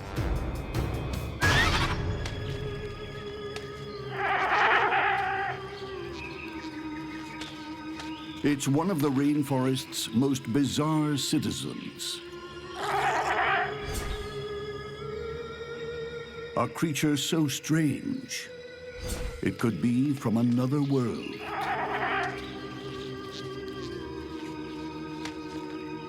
In the bug world, spiny leaf insects are giants, growing up to 5 inches long. They're not only big, they're ugly. Spiny leaf insect wants to avoid a fight. Its first defense is the fact that it looks like a leaf. If a predator does get past the camouflage and detect a spiny leaf insect, it'll then rely on its behavior to try to scare off a predator by making itself look big and mean and horrible, like some sort of alien predator from another planet. Nature often saves scariness for the vegetarians. You see, they need to deter their predators rather than fight them. Although it looks like some kind of battle bot, the creature isn't naturally aggressive. Its heavy armor and razor spikes are for defense. An almost impenetrable shield. And if a predator does try to take a bite, it'll get a mouthful of those spikes. The spiny leaf insect also keeps a secret weapon. If threatened, the spiny leaf insect will resort to chemical warfare. It has glands that'll squirt out this colorless but extremely stinky liquid that'll deter most predators.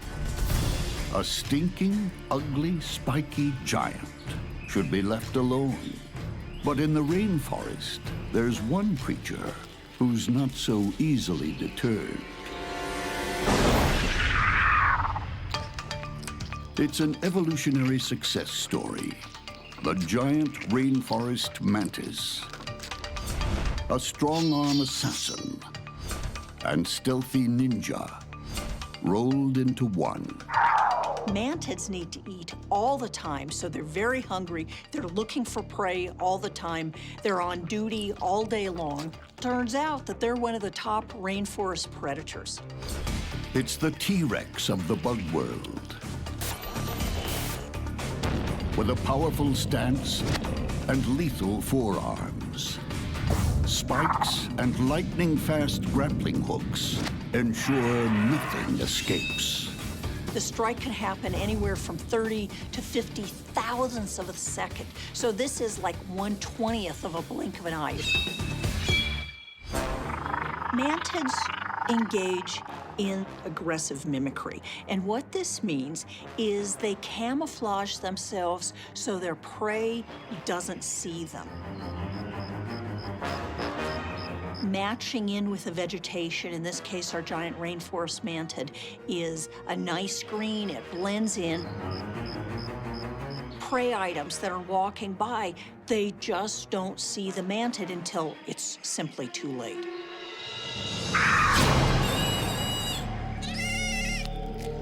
This hapless grasshopper never stood a chance.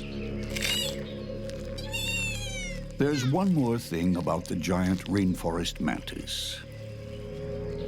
It eats its victims alive. They're pretty good at orienting their bites toward the head of whatever they've captured, and essentially once you've taken the head off of anything, it stops struggling much more rapidly.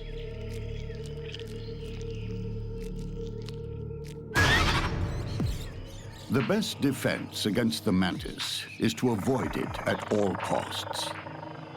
But that's not always easy. This spiny leaf insect is out looking for a leafy meal. Unaware, it's venturing into giant rainforest mantis territory. The spiny leaf insect is a browser. It's a vegetarian. Think of it basically as the cow of the insect world. Just spends most of the day hanging out in the tree, chewing on the leaves, minding its own business.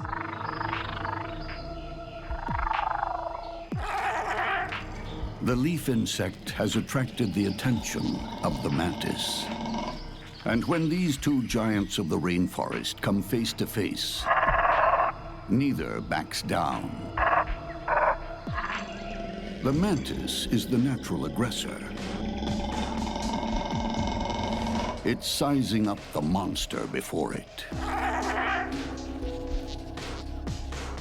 No predator wants to be injured by its prey. If it's going to attack, it needs to make a trade-off, basically. If it attacks something, is it going to successfully kill it and not get injured itself? Beneath the lush rainforest canopy, two giants of the bug world are about to go head-to-head. In order to avoid a fight, the spiny leaf insect will actually use its bizarre appearance to try to look like this threatening, horrible alien monster. No predator wants to be injured by its prey. So in this case, you've got a really big rainforest mantid, but at the same time, the spiny leaf insect is really quite a large insect. The giant rainforest mantis has weighed the options. It's only a matter of choosing the moment to strike. We will win. But with faith in its heavy armor, the spiny leaf insect pushes gamely forward.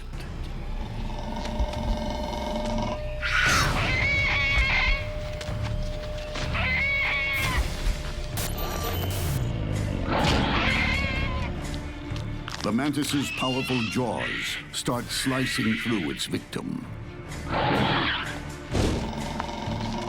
The heavy armor is holding. The spiny leaf insect deploys its chemical weaponry. In a fight, a spiny leaf insect is going to rely on its armor to hold out long enough for it to get away. But it's not very fast. It will, however, keep spraying the chemicals, but unless a predator gets a perfect shot and gets deterred by that, it's only a matter of time until it's dinner. The spiny leaf insect has to break free soon, before it's devoured. Breaching the armor, the more the mantis eats, the less its victim can fight. It's a race through the first course.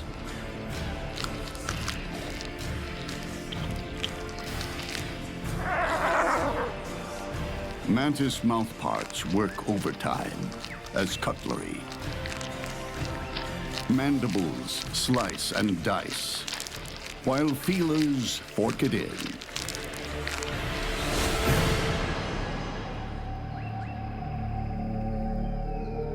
Another life ends in the rainforest. What the mantis can't eat, others will. The giant mantis is happy to share now. It's full. And there's a mess to clean up. In the miniature world of monster bugs, lifespans can last just weeks, perhaps days, even hours. Death lies around every corner, and strength is no protection. What happens when a powerful bull ant comes face to face with a redback spider? Only one will live another day.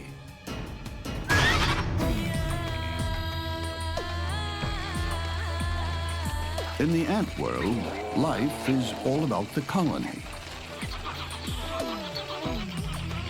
Ants work as a team, all for one and one for all. But for this species, going solo is allowed. It's even encouraged. This is the bull ant. Growing up to 1 inch long, it's one of the world's largest. Big enough to fend for itself. Its huge jaws are fearsome enough.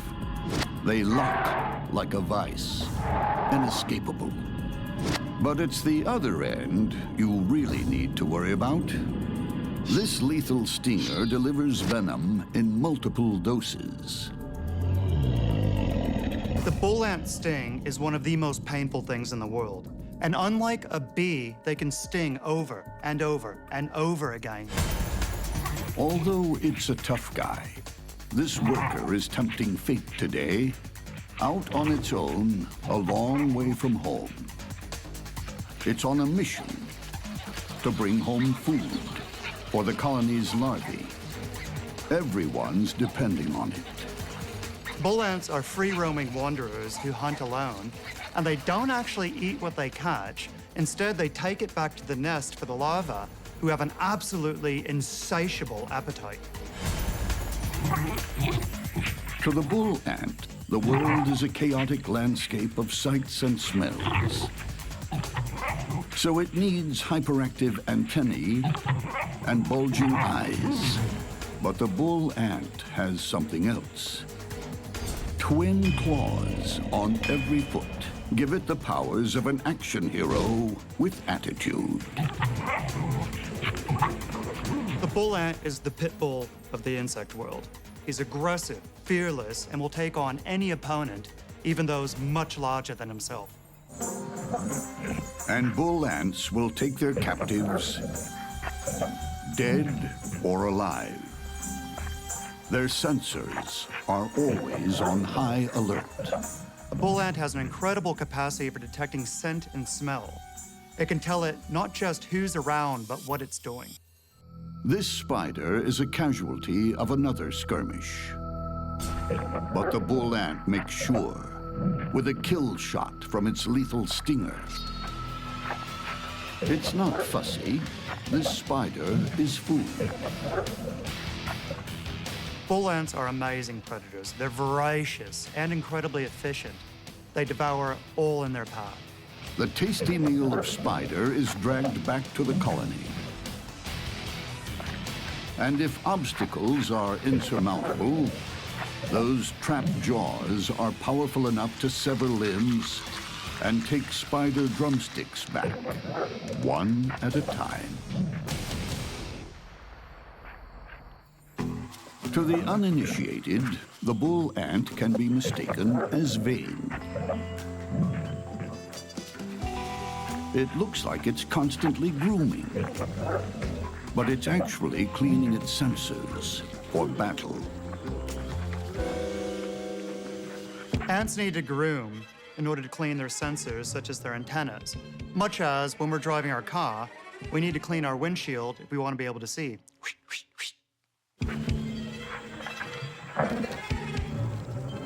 It has to be on guard every moment it's away from the colony. There's no backup if it runs into trouble. And this is trouble. The deadly redback spider. From the black widow family, she's renowned for her super toxic venom and lightning speed. But the redback has something else for the unwary. A super-engineered web.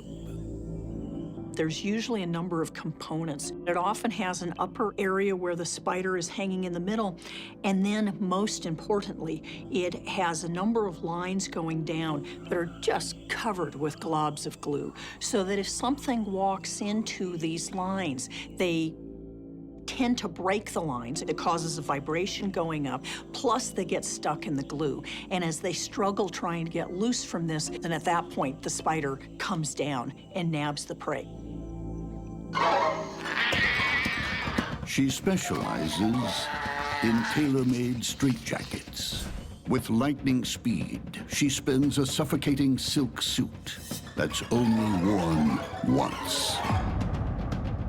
The way the redback gets the silk out of the spinnerets is on the fourth leg, it has a comb, and it combs the silk out of its spinnerets. Spider silk is considered to be stronger than steel.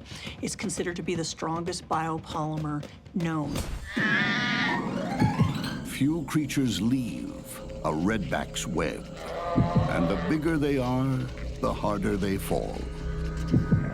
But can a smaller foe get the upper hand? This contest pits two agile killers head-to-head. Jaws and Venom versus Death Trap. The bite of a bull ant's not going to really do that much. What it needs to do is get a sting in and get that deadly venom inside that spider. Here you've got a situation where you've got two predators that are about the same size, each of which has multiple lines of defense, and so it honestly could go either way.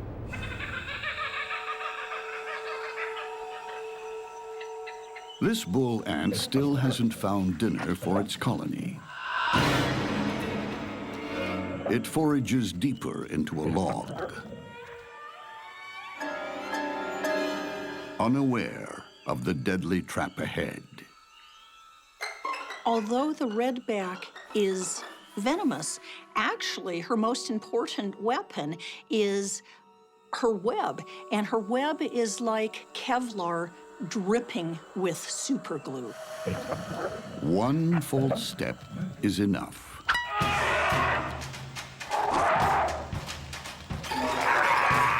The redback races to weave a deadly suit. But she has to be quick. If those jaws get her, or that stinger, the tables will turn. All the bull ant needs is one single sting, and the redback spider is dead. The bull ant's jaws are trapped. A sting shot is its only hope. But its captor is weaving at lightning speed. Every second makes it harder and harder to move. But as it's hoisted up, the ant breaks free and tries to bite. The bull ant has these incredible, powerful mandibles that can give a really nasty bite. It's like you have a vise that's combined with a saw. The spider needs a better suit. Fast.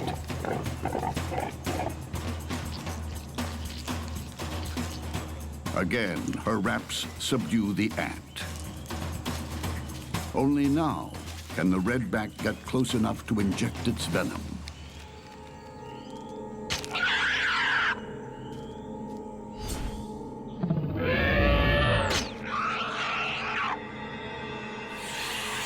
The deadly brew flows through two tiny fangs.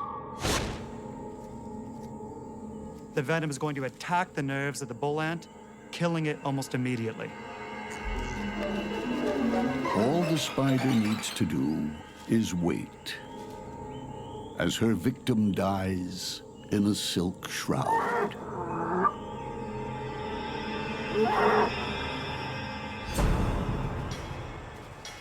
Far from the safety of its colony, a bull ant pays the price for going solo. No one heard it scream. I don't think a redback that had fallen out of her web or was out of her web wandering on the ground had any chance against a bull ant. But a redback that's in her web, she has total control of the situation. In nature's tiny world, an ant's life means something. For this skillful redback, it's a fresh meal before she's ready to kill again.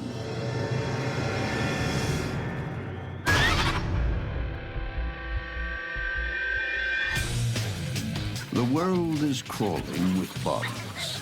Half of all known species on our planet are insects. Some crawl on land, others lurk beneath it. Some climb, others live in the sky. There is no escaping bugs. Even the water is not safe. What happens when a water strider takes a swim with a water spider? It's time to run, but there's nowhere to hide. Some call him the Jesus bug, because he too can walk on water, although he prefers to jump at lightning speed. If something tries to catch him, his best defense is to just skate across the water, but he can also use the water like a trampoline and jump up in the air. They can travel 100 body lengths in a single second. It's like a 6-foot-tall human taking off at 400 miles per hour. More incredible still, the water strider never gets wet. Along each leg, thousands of tiny hairs trap air bubbles, and this makes a waterproof coat. Also helping to keep the water walker dry is surface tension on a pond. Its long legs spread its weight without breaking the surface. they distribute their very light weight in such a way that they don't break the surface tension of the water. This allows them to use the water as basically a big piece of bendy rubber. Buoyed by this skin of water, the strider wields a lethal weapon. It's a giant proboscis that spears and kills its prey. It also doubles as a drinking straw for insect innards. Like a hypodermic needle on legs. His bite is mean. A small creature that can't handle the water soon becomes Bug Slurpee. Water striders feed on the water surface. They're basically an undertaker who make the sick and dying die. The water strider turns any pond into a battleground, but it doesn't have the field to itself. The water spider is just as comfortable on a pond as it is on land. Water spiders are able to travel across water much more effectively than most other spiders or many other invertebrates. If they were a car, they're moving on the order of 300 miles an hour. I mean, they're just incredibly fast spiders. Though this female is bigger than the strider, she still doesn't sink or get wet. She also relies on tiny hairs to make an air suit. Even more astonishing, she has tiny claws at the tip of each leg, giving her incredible grip on the water surface. If they really want to take off and run after something or run away, they're able to literally gallop on the water. They raise their legs up and are literally running across the water in a gallop. And they have relatively waxy feet and they have long legs, and so they're able to make use of a small dimple of surface tension on the water and walk on the water. They hold their front legs and their back legs out, holding onto the water, and then they use their middle two legs to stride, and the little dimple of water acts like an oar. So literally, they're moving along like this in the water. And when a potential reel, like this fly, hits the water, it telegraphs ripples straight to the spider's sensors. By putting their feet at the water's edge, they're responding very closely to vibrations coming from the water. They're exquisitely sensitive to those vibrations. There are worse ways to go than drowning.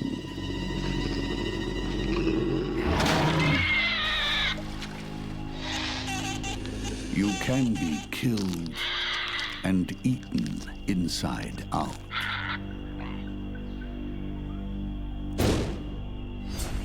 In a face-off between these two floating attack machines, it all comes down to who moves first. The spider is strong and fast, but the strider is even faster. The lineup is against water striders, which are fast, zippy on the water's edge. Water striders cannot compete with water spiders on strength. They need to be able to detect the danger and get away. It'll be a case of the quick or the dead.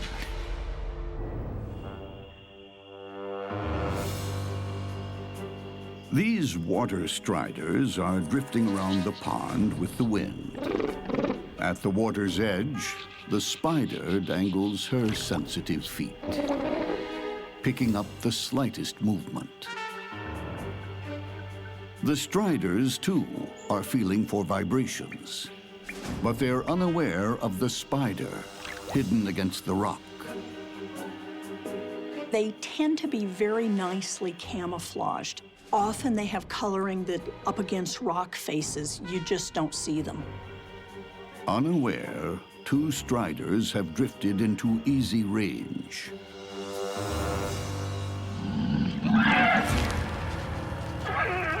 One uses its lightning speed to escape. The other is not so lucky. Deadly venom shoots into the strider. It will never know what happened. The fangs are used to squish the prey up to some extent. It is simultaneously regurgitating digestive enzymes. So what they're basically doing is they're dissolving the prey, turning it into a protein milkshake, and then sucking it down. The strider is turned to liquid. The water strider was in the wrong place at the wrong time to mess with a water spider.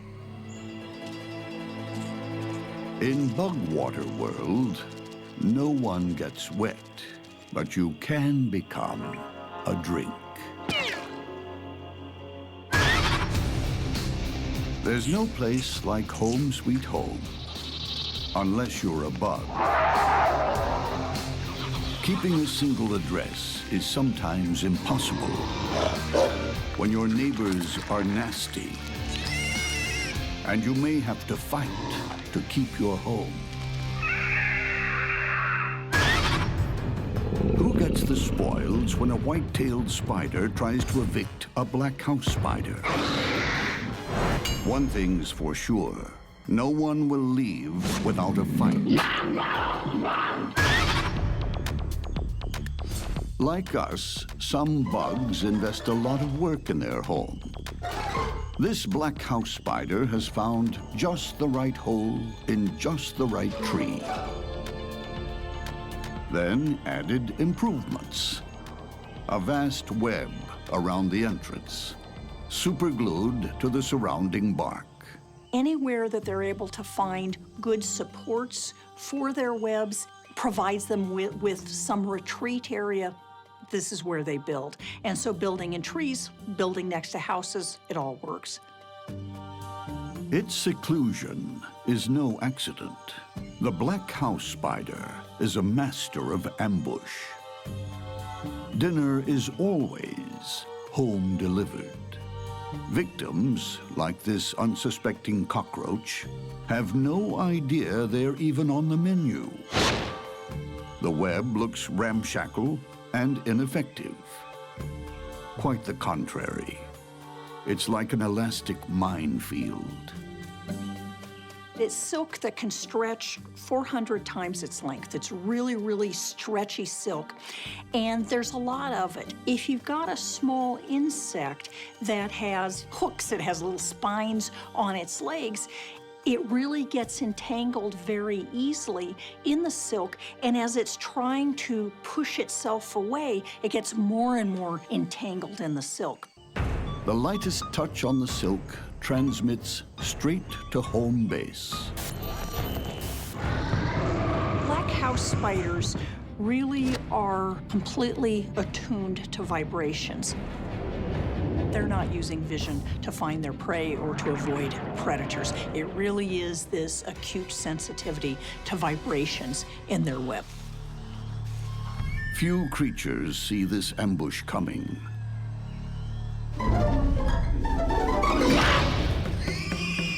A venomous bite seals the deal. But the spider doesn't stay on the street for long. It always eats in. Not all spiders are homebodies. Some are drifters, like this white-tailed spider. She's not tied down with webs and maintenance. She's a roaming assassin who prefers to eat out. The white-tailed spider is not fussy. It'll eat pretty much anything that it can encounter, but its favorite meal is the black house spider. Today, the whitetail is ravenous. She's like a bloodhound, sniffing scent trails from potential victims. But she's not using her nose. She doesn't have one. The tips of her legs are equipped with scopulate hairs. Underneath the hairs are chemical sensors that guide her to her target. Because the white-tailed spider uses its feet so much, it's absolutely important that it keeps them very, very clean. And those chemical sensors have just detected a black house spider. Whitetail doesn't bother too much with the defense. This is an animal that's all about offense. It goes out looking for trouble. It starts the fights, and it finishes them. The roving assassin is about to become a home invader. And the black house spider won't back down. One thing's for sure, there will be only one survivor.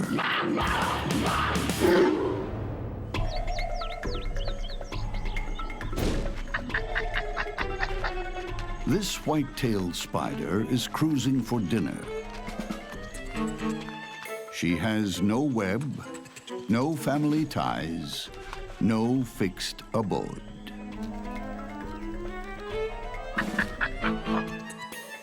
Further up the tree, this black house spider lives a different lifestyle.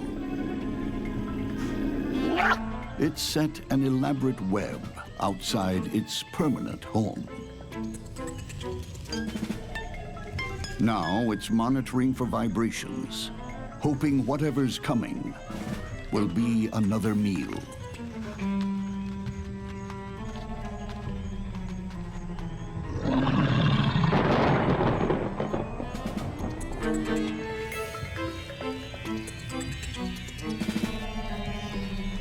But the whitetail has an ingenious plan. It'll use the black house spider's own web to lure it out. The black house is being played like an old fiddle. Whitetail is a trickster.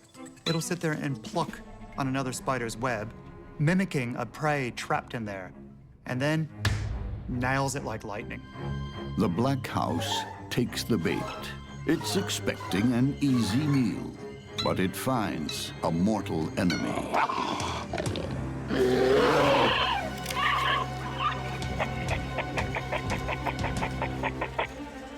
The black house throws a decoy, its own leg. Losing a leg is actually a super strategy for getting away from a predator. This black house spider has sphincters that are able to close off the blood flow so the spider doesn't bleed to death. It's far better off losing a leg than losing its life. The whitetail is left with just a spider drumstick. Now she retreats to her rival's abandoned house and seals the door to eat in peace. The white-tailed spider is a wanderer. It doesn't stay very long in any one place. But in this case, now that it has a nice big meal in its stomach, it'll sit there and squat in what used to be the black house spider's home. But the owner's back and fighting mad.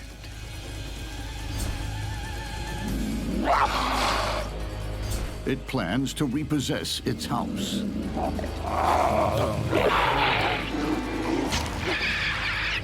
This time, a body strike stuns the black house. Dropping limbs won't help it now. Venom rushes into its body, killing it.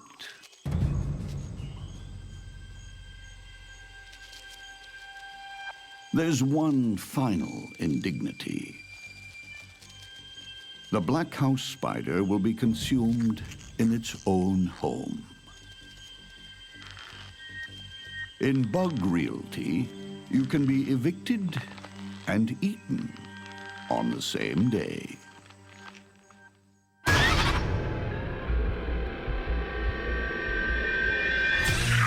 In the art of war, bugs are true virtuosos. They have evolved so many ways to kill, they leave humans in the dust. But it's nearly always hand-to-hand combat. And every victory is hard won. When a wolf spider meets a Sydney funnel web spider, it's a deadly contest between the old and the new.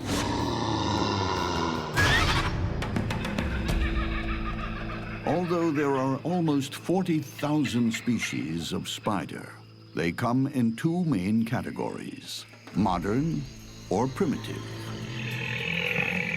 Like this Sydney funnel web, a dinosaur. It's changed little over millions of years. In terms of temperament, the Sydney funnel webs are just ill-tempered, cranky spiders. It's the grumpy old man of the bug world. It's still around today because it's a successful hunter. And the key to its reign are these. Two of the biggest, most powerful jaws in Spiderland, backed by super venom. You don't survive for several 100 million years without being effective predators and being good at what you do. So the funnel webs may not have many diverse behaviors, but in fact, what they do very well.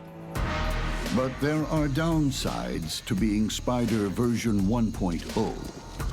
It can hardly see from its 8 eyes.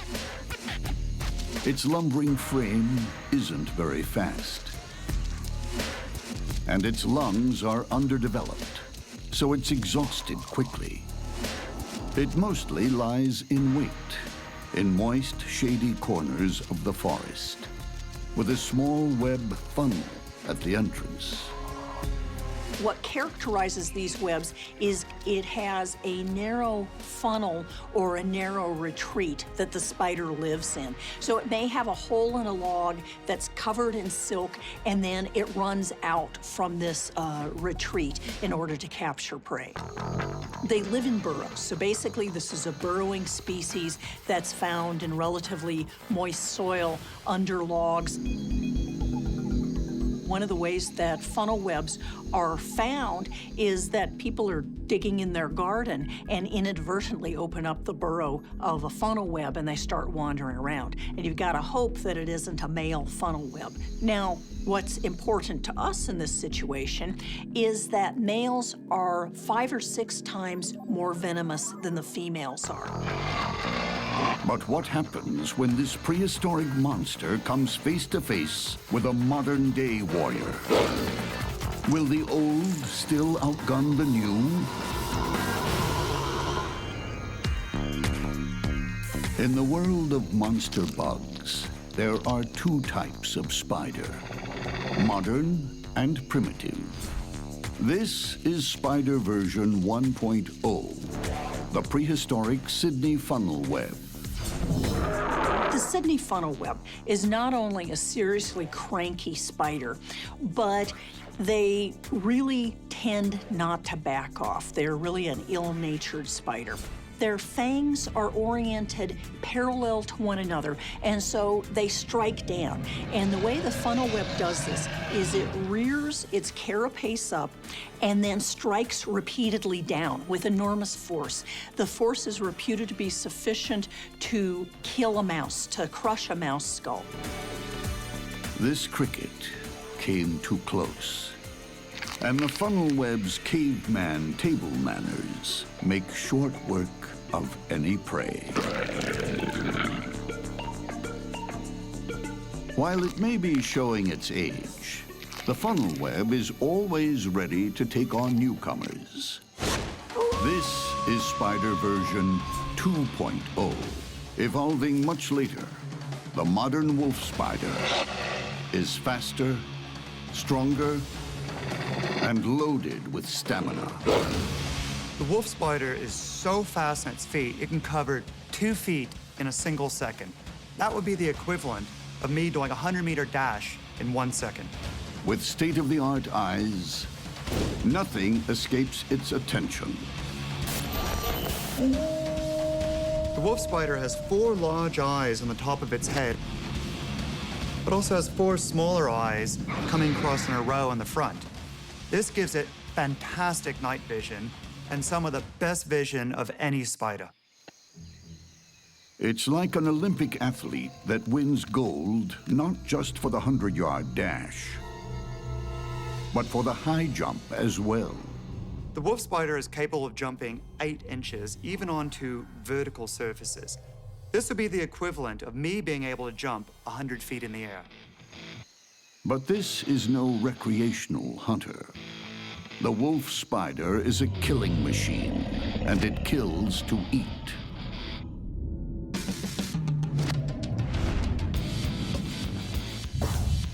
It's also a master tactician, using stealth, cunning, and patience while it stalks its prey. The wolf spider is a prowler, a ground hunter who wanders around in the dark. Once he finds a good ambush spot, he'll sit there and wait. And once he sees a good prey animal, he'll either jump on it or chase it down. It lies in wait for a hapless victim, like this cricket.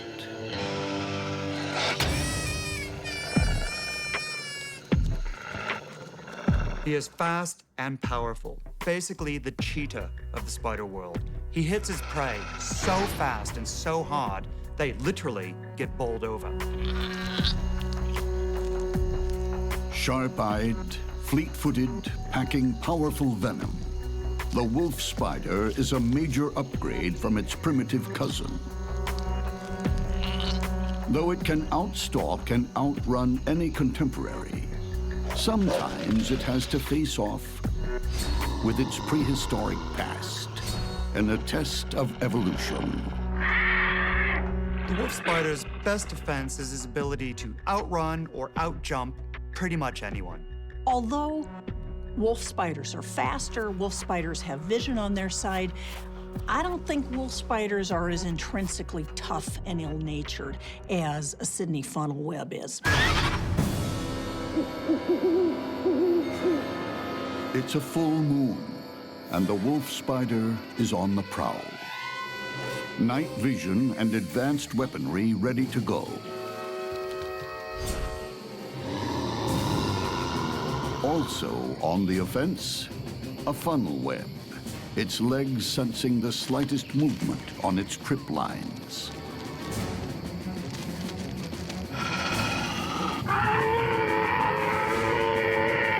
The funnel webs will rear up, and you can see venom dripping out of the tips of their fangs. And they will stay in this position for 10, 15 minutes, ready to strike should the potential predator or prey come any closer.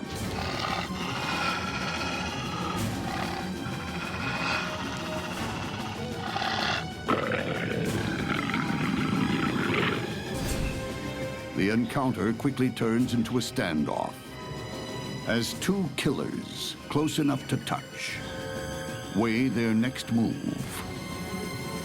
It's a tricky standoff, like 2 gunfighters waiting for the other one to flinch.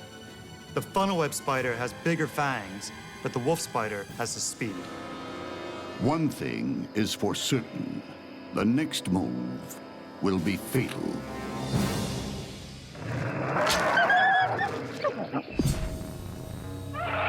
The funnel web strikes first.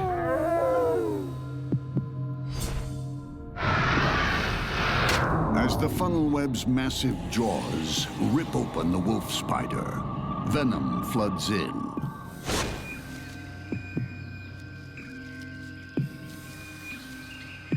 Today, old beats new. Ancient history wins the day. Although dinosaurs never made it to our present day, it's a different story in the bug world. Here, living history proves that new isn't always better.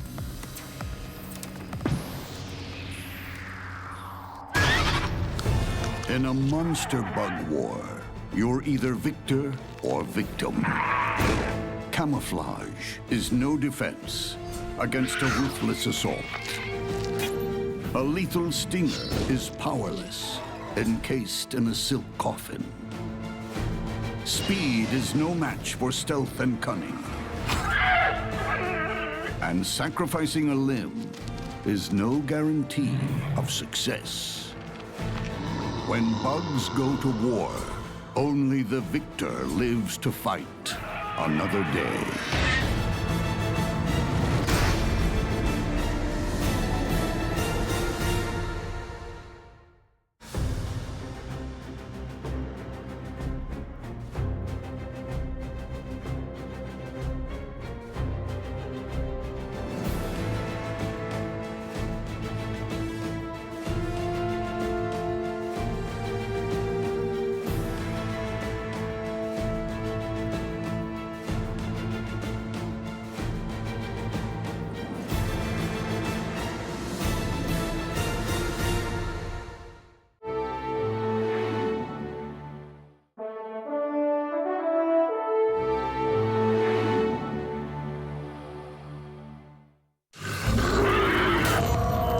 In the world of monster bugs, life is cheap. Ruthless killers roam the underworld. There's no mercy and no half measures. You're like an entire team of wrestlers with one animal. When bugs go to war, They're incredibly effective predators. it's kill or be killed.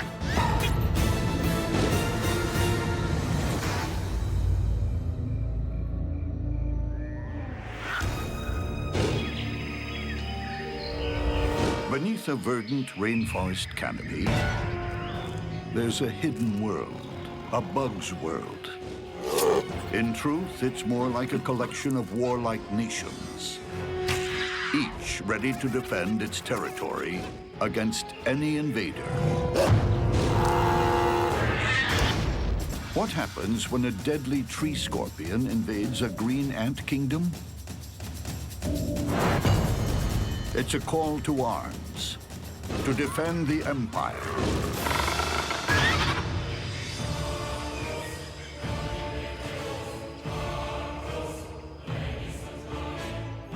This plant is about to become green ant territory. In less than a day, they will swarm over its leaves and bend them to their will. It's empire building by an incredible society that thinks as one. Colonies are interesting things. This is where hundreds of individuals behave like a single organism. They may think as one, but they're divided into specialist teams. There are workers, porters, guards, and beneath this swarm of servants, a queen.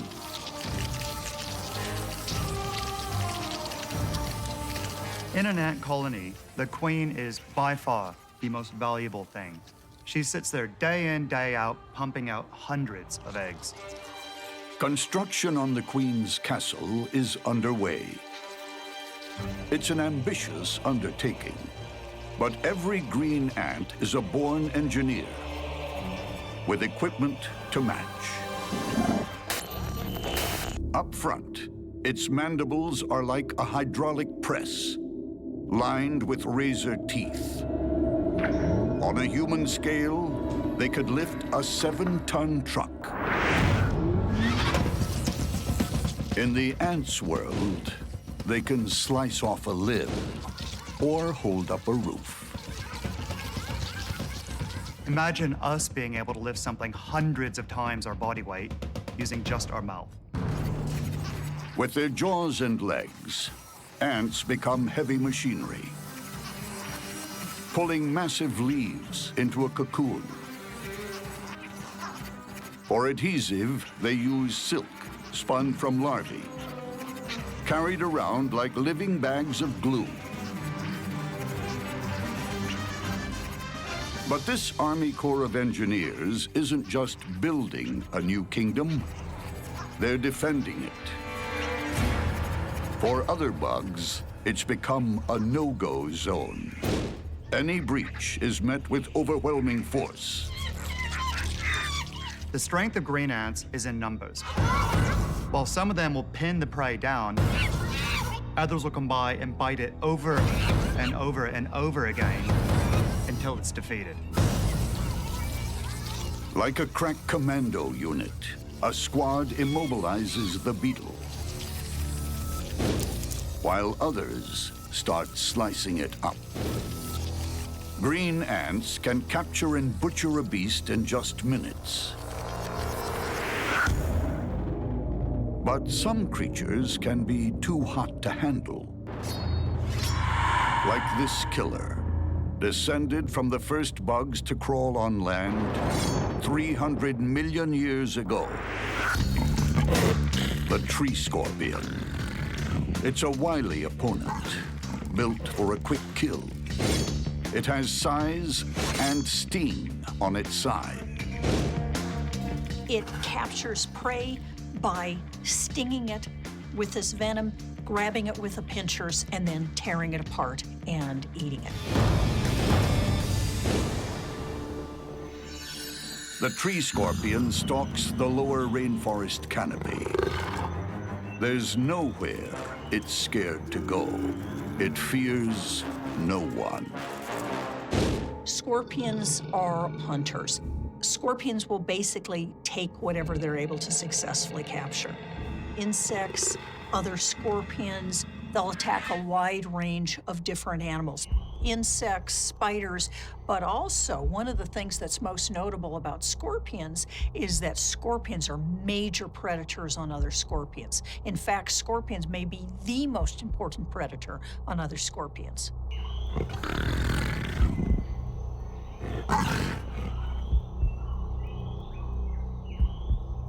Its confidence and lethal advantage come from supersensitive hairs on its legs and body.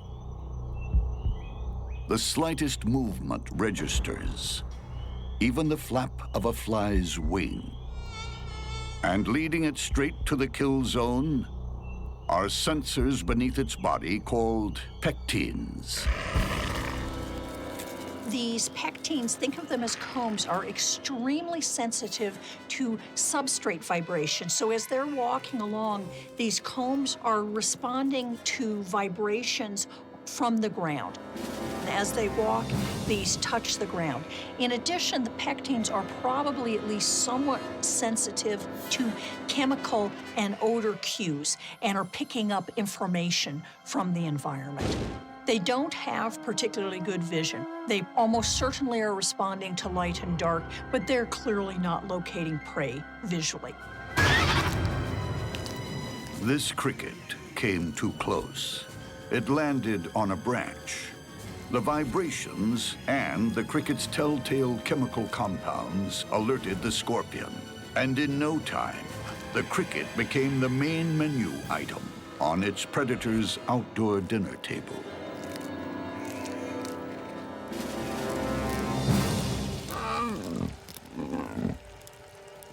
The tree scorpion has bizarre table manners. Its mouth has claws.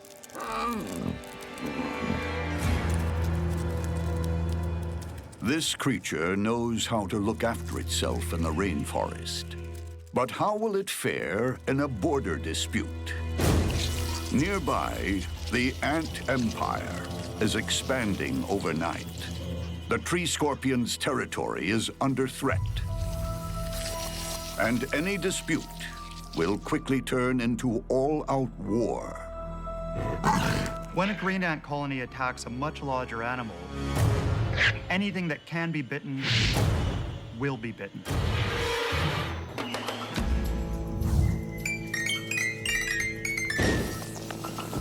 When green ants invade your territory, they don't negotiate.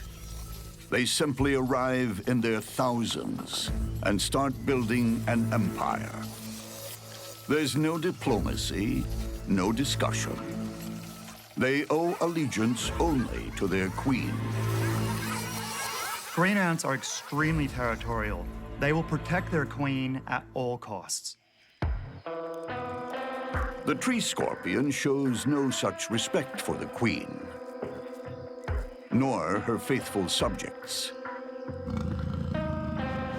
It's been spotted by a lone scout. It's David versus Goliath. But no one's told the green ant. No matter how futile the attack, it's programmed to lock on to its foe.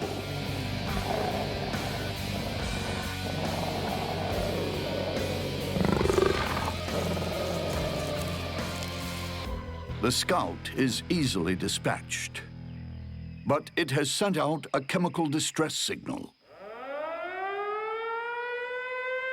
It's like sounding an air raid siren inside the colony. The defensive strategy of the green ants is built all around teamwork, sending out chemical messages that'll bring in lots of ants. You'll have hundreds of them pouring into that one area. The colony mobilizes for war. Soldiers head out to meet the invader.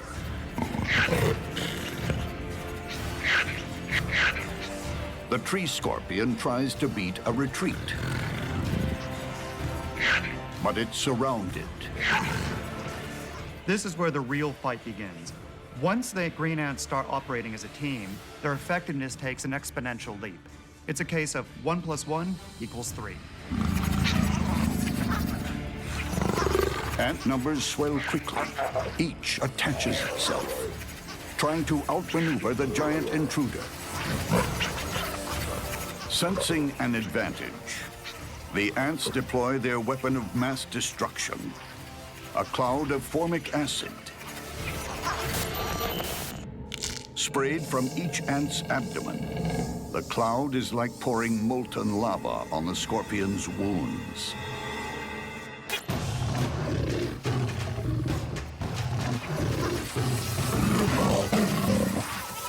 It lashes out, and its victims are piling up. Medic ants deal with the wounded.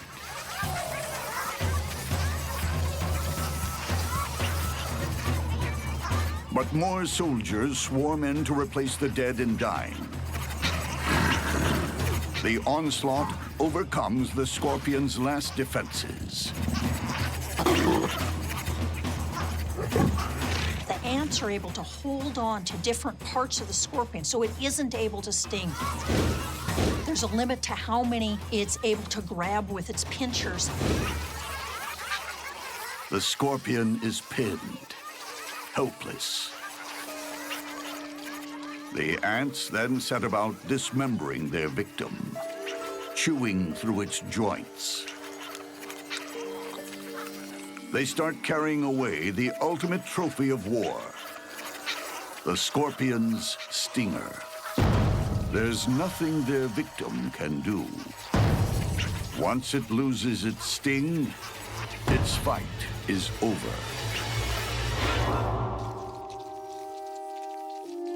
Many ants have made the ultimate sacrifice. That's how the colony works. One individual dies, an empire is defended. Long live the Queen. Many bugs lurk in the Shadowlands, hidden places where evil deeds are done in secret. But with so many bugs in the world, they'll never be left alone for long. What happens when a white-tailed spider meets the shadow world's cellar spider? Someone will disturb the peace.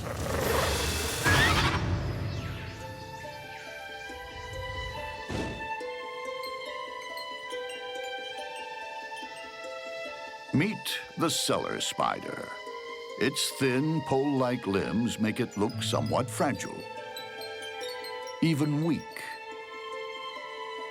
But nothing's further from the truth. The cellar spiders are actually pretty good at killing other spiders. They don't necessarily specialize on killing other spiders, but they're really good at it when they get the chance. Cellar spiders prefer to operate under cover of darkness, and they're not picky about where. You can find cellar spiders everywhere. Corners of houses, protected areas, near trees. They build these kind of rough webs relatively high. From their hidden vantage points, they pick off passing prey. Small or large, it makes no difference. And those spindly legs, with their multiple sections, have the clearance of a monster truck and are as nimble as high-speed knitting needles. Their legs are long and lean and effective for keeping everything at arm's length. They can immobilize rivals from a safe distance by wrapping them in silk before moving in for the kill. Their fangs are tiny, but pack mean venom. But before they can use their fangs, they have to catch their prey. In the shadows, this cellar spider installs more sticky silk. It won't rely on an intricate web, just the basics. Enough to ambush the unwary.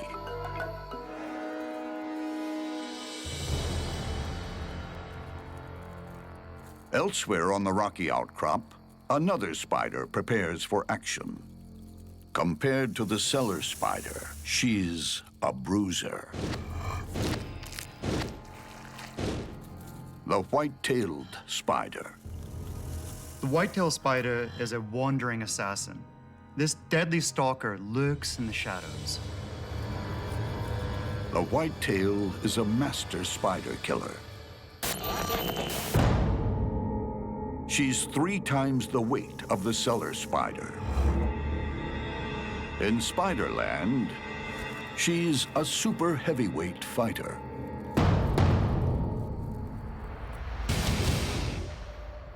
Even a night-stalking commando like the wolf spider can be overpowered in an instant.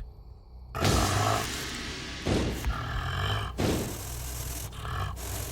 white-tailed spider's main weapon is surprise. It rushes out of the shadows to deliver a fatal bite. The whitetail pumps digestive juices through her victims, then sucks them dry. Few spiders walk away from the whitetail. Would a delicate cellar spider take on a super heavyweight? You'd be surprised. I don't think the whitetail has a chance.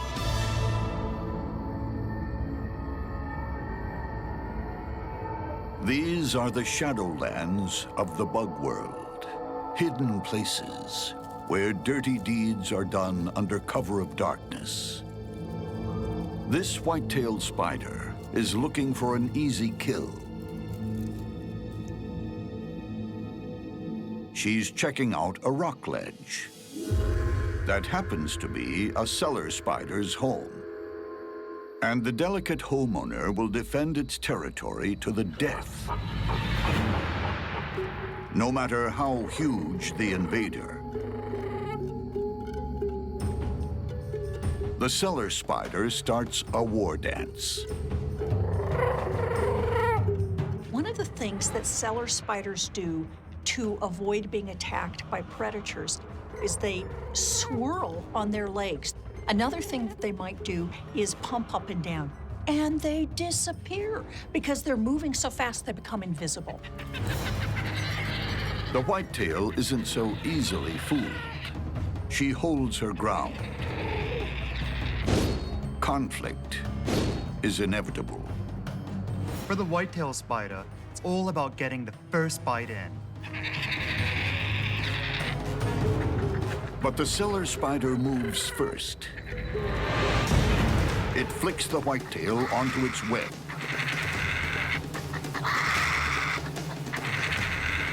The whitetail tries to regain its footing. But the cellar spider goes into silk spinning overdrive.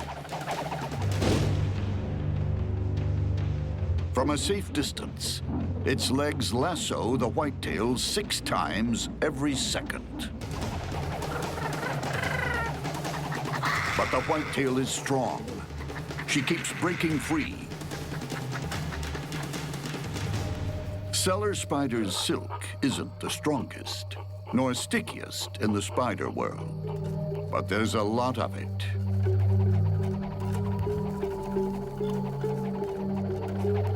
And every throw counts. Hundreds of silk ropes entangle the whitetail. In a desperate last effort, she tries to slash her way to freedom with her huge fangs. The whitetail spider will use its fangs to cut through the silk.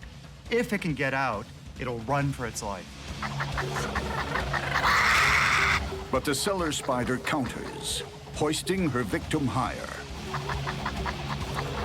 It's spinning too much silk, and the whitetail's jaws may not be enough. Thousands of silk ropes finally immobilize the whitetail.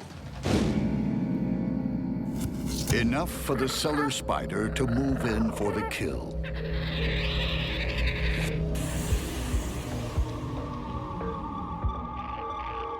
It delivers its deadly payload and leaves the venom to do its work.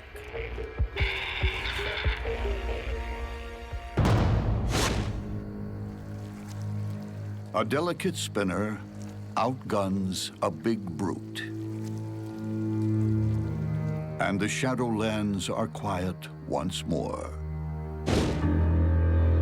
But they won't be for long. Many bugs are forced to adapt their lifestyle to suit their environment. But some are just plain ornery. They modify their environment to suit their own needs. The result is a monster minefield. What happens when a trap-jaw ant falls in with a ravenous antlion? The earth will open up.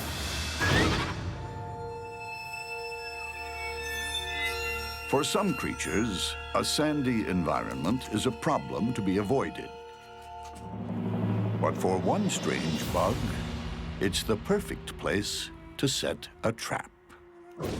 They're relatively small animals with huge sickle-shaped jaws, and they're really, really good predators. The antlion loves the sand. Better still, it loves moving sand. It's king of terraforming. Just a 1/4 inch long, it can transform landscapes overnight.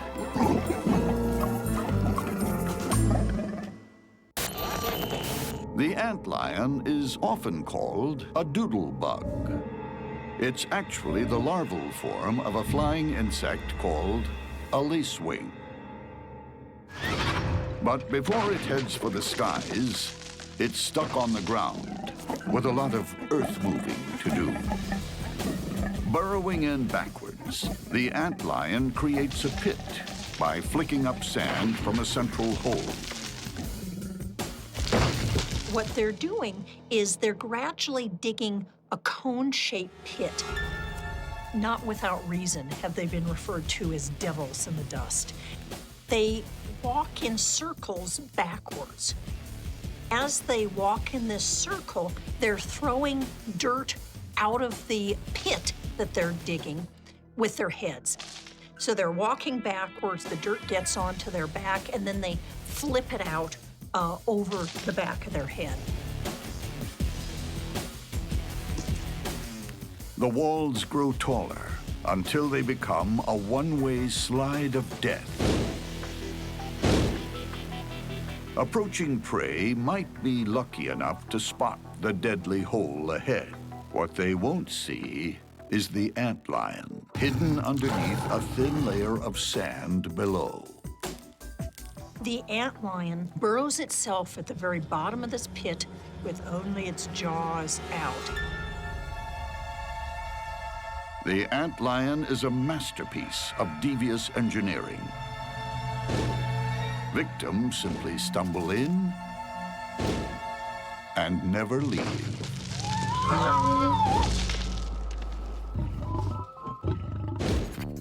Not far from the antlion sand trap, another predator is on the hunt. A street fighter with a spring-loaded weapon. A trapjaw ant. Trapjaws have lean bodies with muscular shapes, huge heads, huge eyes, and these massive mandibles that snap shut like a bear trap. Its spring-loaded jaws lock open at 180 degrees, like a crossbow. Then, on contact, they slam shut.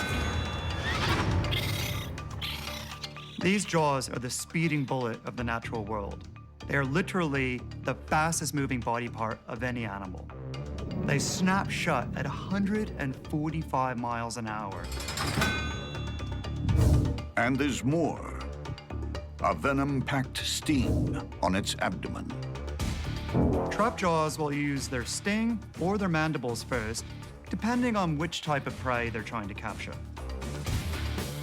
A trapjaw isn't intimidated by size either. When it's out on the prowl, it'll take on anything. Even a spider bigger than itself. When the trapjaw's mandibles snap shut, they give off a sound so loud it can actually stun the ant's prey. And those jaws aren't just for slicing prey into bite-sized pieces. They lock on when a victim has to be dragged back to the colony. They're like a spring-loaded vice. Super strong and super fast.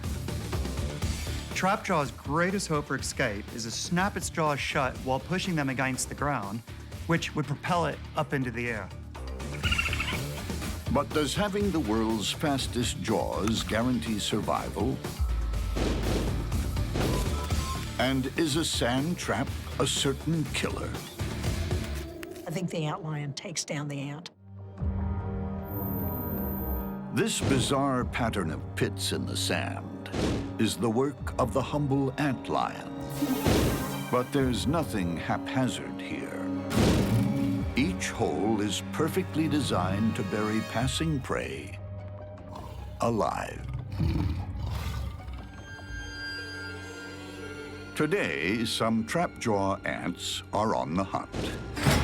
They can slam shut their jaws faster than any other creature on Earth, but they still need to watch where they walk.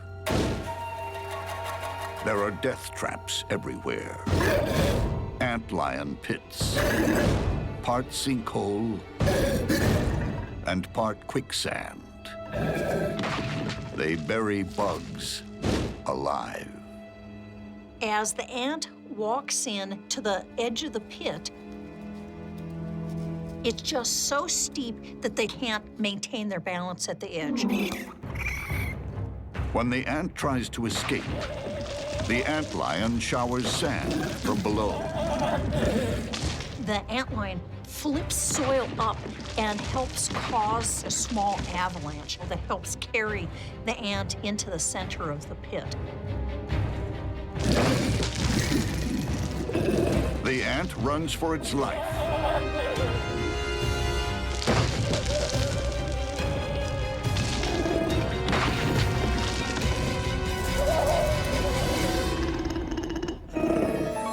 It's a lucky escape. But the antlion won't have to wait long for another victim. It launches its attack. The trapjaw can't even see its foe. Under the sand, the antlion has locked on, pulling its victim down. Those huge trap jaws are useless.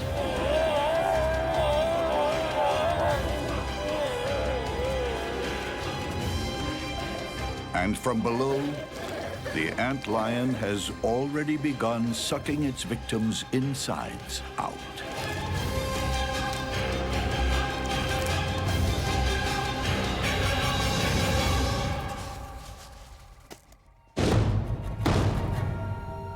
The trap jaw disappears without trace.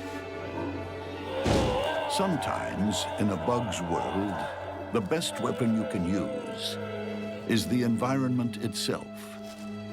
And if your weapon can double as a grave, so much the better. In a bug's life, there's little room for social graces. Manners aren't required. And social skills, well, that's left pretty much to the ant crowd. But there comes a time when even the meanest bug needs to accommodate a neighbor. For a short while. What happens when a brown house spider and a redback spider live too close for comfort? The neighborhood will never be the same.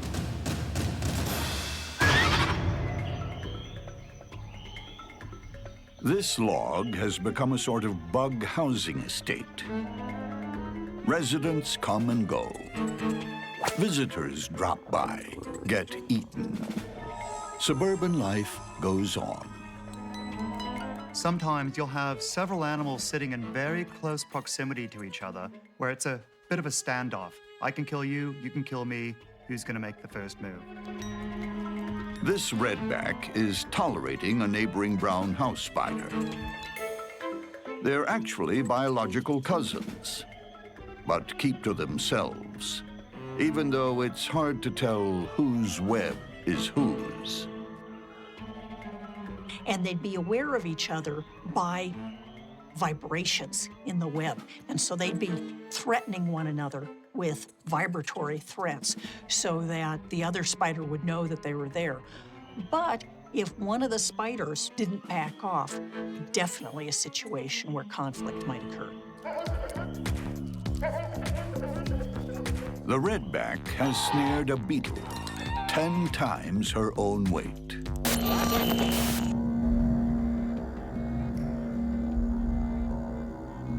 The superpowered silk is extruded from spinnerets mounted on the redback's posterior.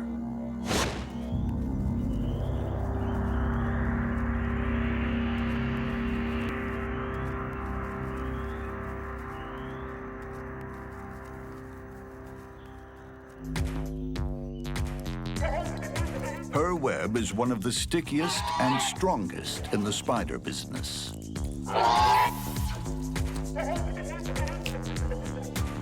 If it was scaled up to the thickness of climbing rope, it could snare a jumbo jet in flight.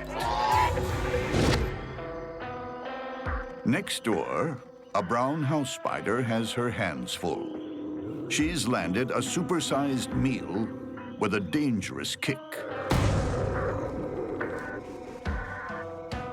Like the redback, she combines a sticky web with fast wrapping.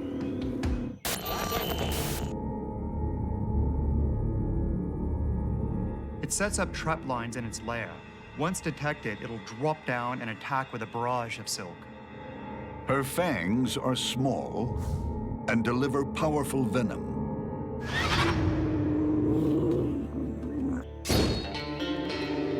But this time, she may have bitten off more than she can chew.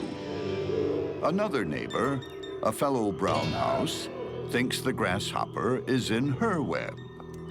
It's a neighborhood dispute that's about to turn ugly. You've got spiders, they're eating the same prey and are competing for food in a relatively small space. And at some point, these animals are going to come in conflict. Neither brown house has any intention of backing down. The neighbor moves first. and starts a wrapping frenzy. Not only has she lost her meal, the original brown house is now losing her life as she's bound and gagged at her own dinner party. A deadly bite seals the deal. One brown house spider has just killed another one, even though they're the same animal. But this is not unusual in nature. Fratricide or cannibalism is quite common. Just because you're related doesn't mean you're not dinner. But the neighborhood dispute is about to escalate as the redback from next door joins the fray. Given that they're close to one another, this face-off is going to end in the death of one of these spiders. But which one? That's up to chance.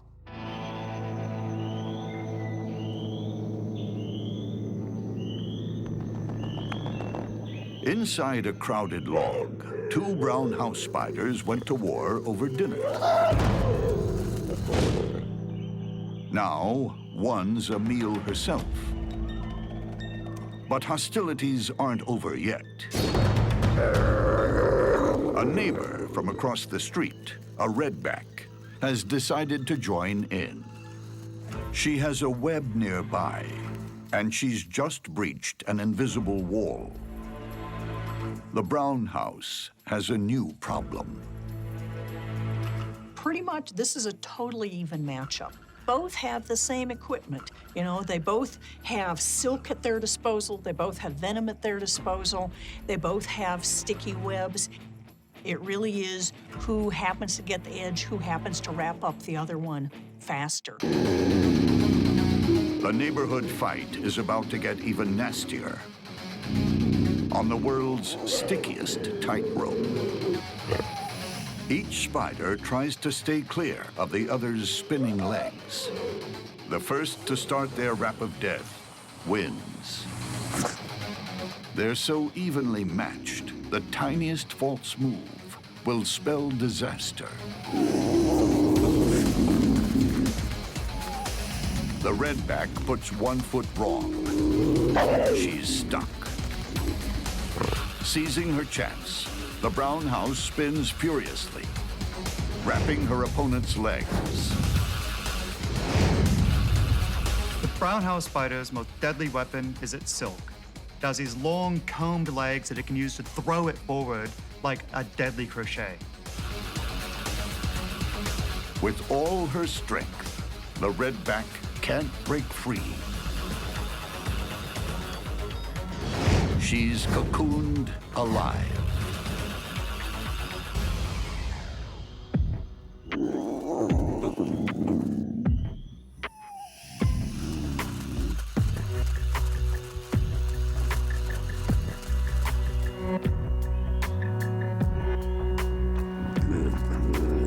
The brown house spider's fangs are very small, so it'll only bite once the prey is firmly secured with the silk. The brown house has already had her appetizer. The redback makes a tasty entree. Now, the neighborhood bruiser sits back and waits for dessert to come by.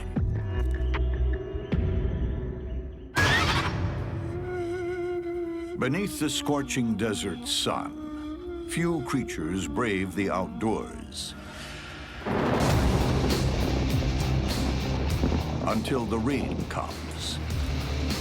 Then the desert comes alive with creepy crawlies. What happens when a desert centipede emerges to find a desert trapdoor spider? There will be bloodshed.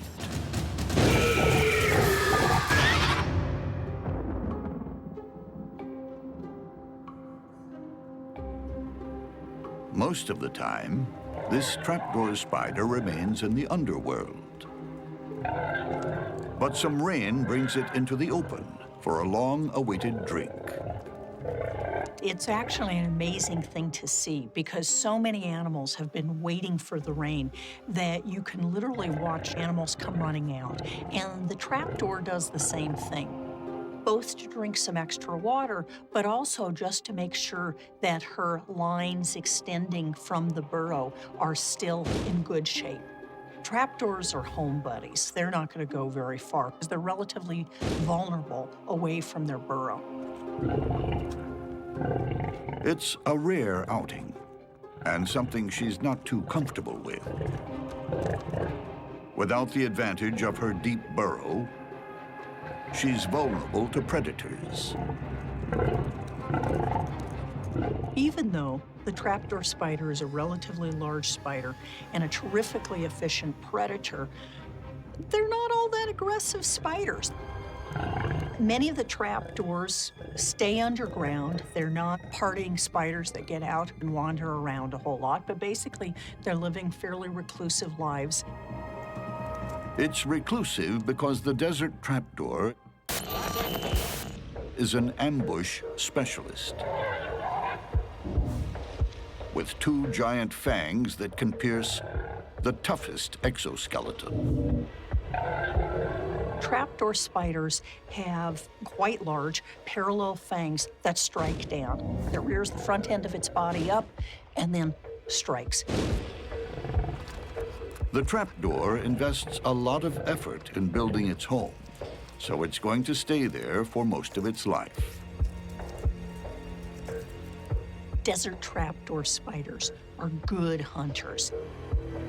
The spider is sitting with its legs touching the different lines coming in and is essentially monitoring the situation around its burrow.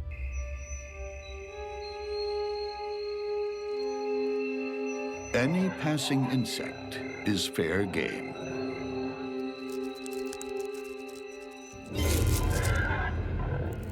Gripped in an 8-legged vise, this cockroach stands no chance. Its body is ripped open, and the bug is turned into lunch. The trapdoor is a formidable killer. But tonight, the rains bring out another. An entire street gang rolled into one. The desert centipede. Desert centipede is the baddest of the bad. He's aggressive, fast, big, mean. He wanders the desert like a serial killer, looking for more victims to add to his list. With 42 legs and a body some 5 inches long, this desert centipede is the type other bugs cross the street for. This cricket has just made a fatal error. Out for water, it's left itself exposed. The desert centipede's super-sensitive antennae have locked on. The cricket is dead meat.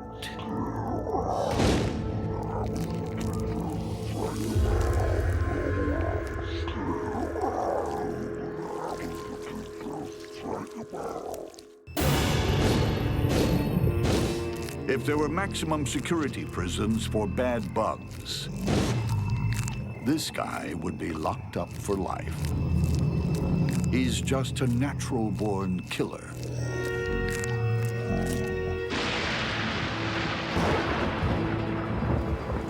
Rain has brought life back to this small patch of desert. It also brings death. As creatures emerge from their burrows to drink and hunt. After the rain is rush hour in Bug World. Everyone's out and about. And the most fearsome hunter of all is this desert centipede. With the power of a steam train and the bloodlust of a serial killer, they don't come more dangerous.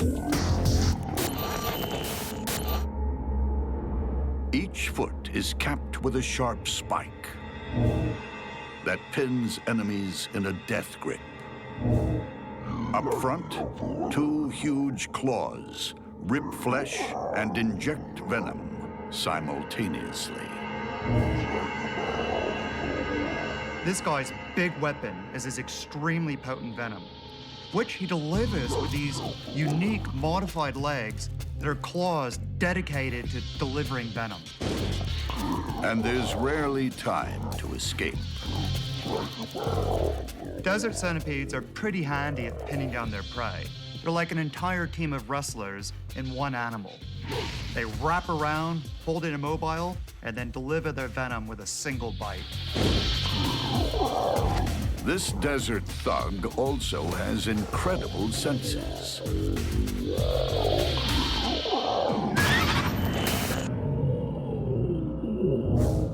Two huge antennae pick up chemical scent trails.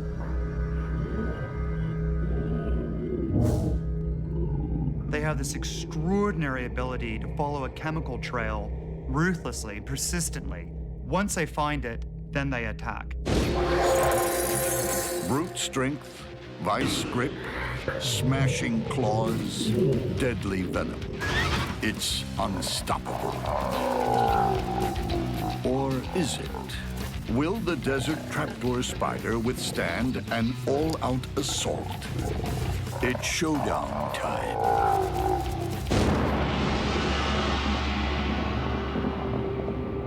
For this desert trapdoor spider, a brief outing to find water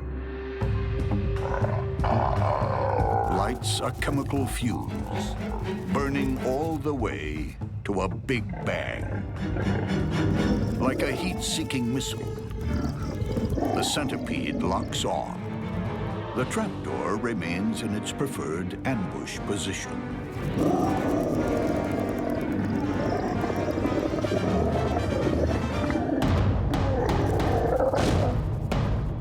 If the centipede needs to dig a prey out, it'll use its venom claws as pickaxe to hoe in on its prey. The centipede dives headfirst into the burrow.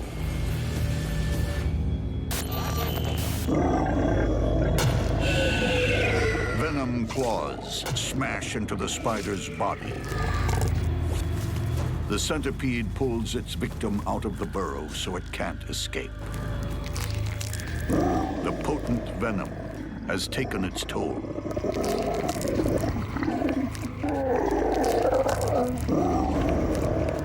Using his claws like steak knives, the desert centipede never eats slowly.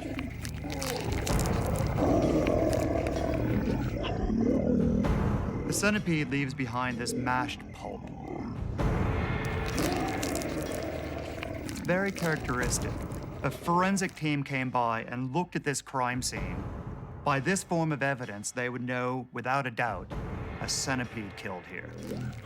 Soon, the sun will be out again, and a serial killer returns to the underworld.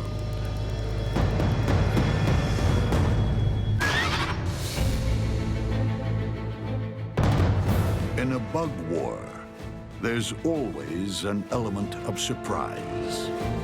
Mass attack can overwhelm superior weaponry. Fast moves can foil brute force.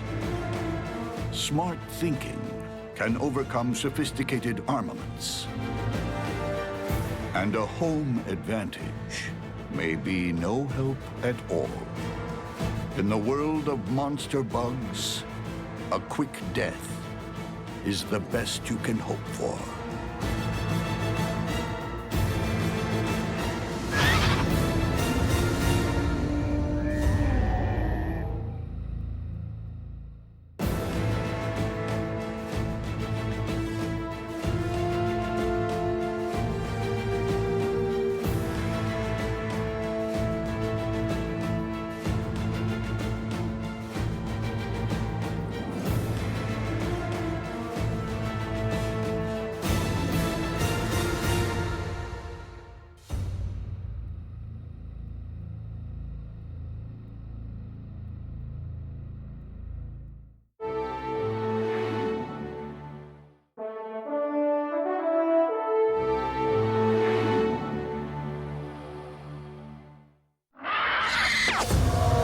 In a monster bug war, there are all kinds of killers. The callous, the cold-blooded. Grab onto the prey, hold it, and tear it apart. And the truly terrifying. They can tear things apart using the claws. But the scariest of all are the calculating killers who leave nothing to chance.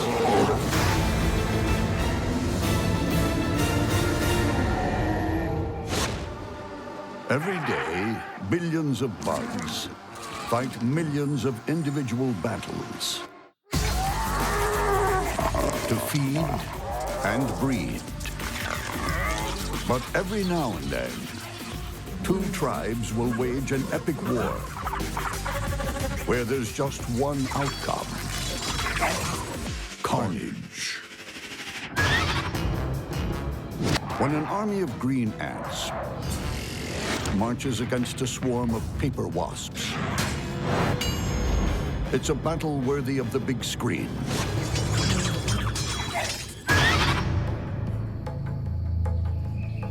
Above the ground, a high-rise militia goes through its maneuvers. Its headquarters is a leafy bunker, home not to generals, but to green ant larvae, who could one day become soldiers in an ever-expanding army.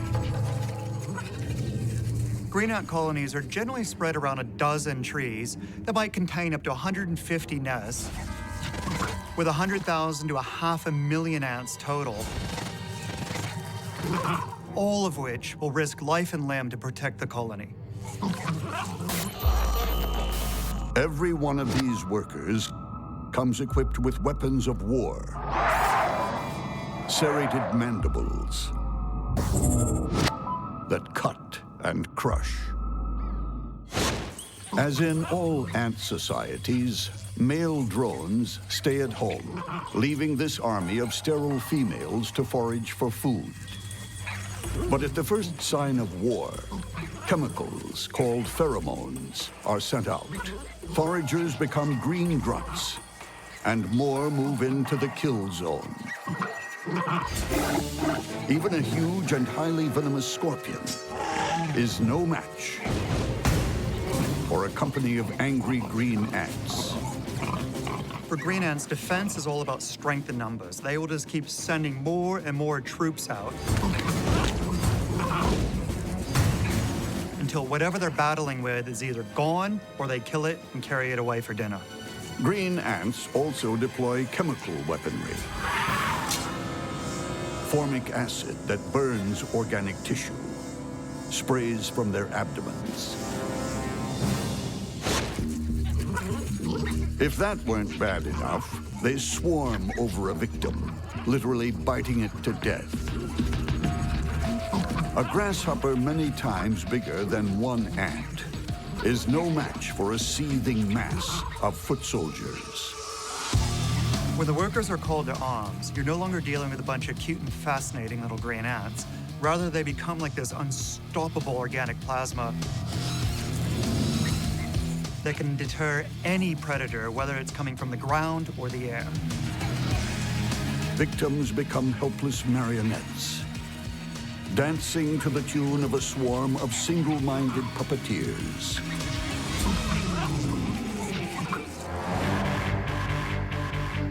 Below this treetop bunker, with its elite soldiers, another force has moved in. A colony of paper wasps.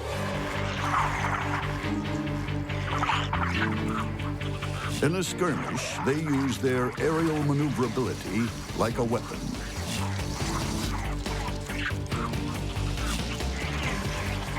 Paper wasps don't fly fast, but they hover with intent, like attack helicopters, waiting to strike and feed.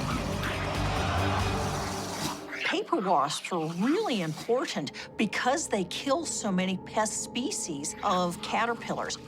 The adults are active for anywhere from 2 weeks to maybe 3 weeks. They spend all of their time going out and foraging to kill the caterpillars.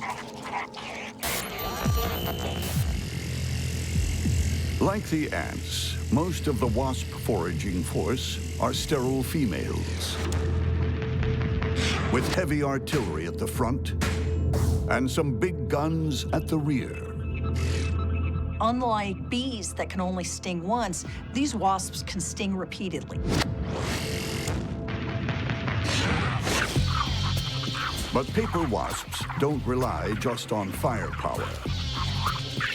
They have tactical coordination down to a fine art. Wasps are actually really smart.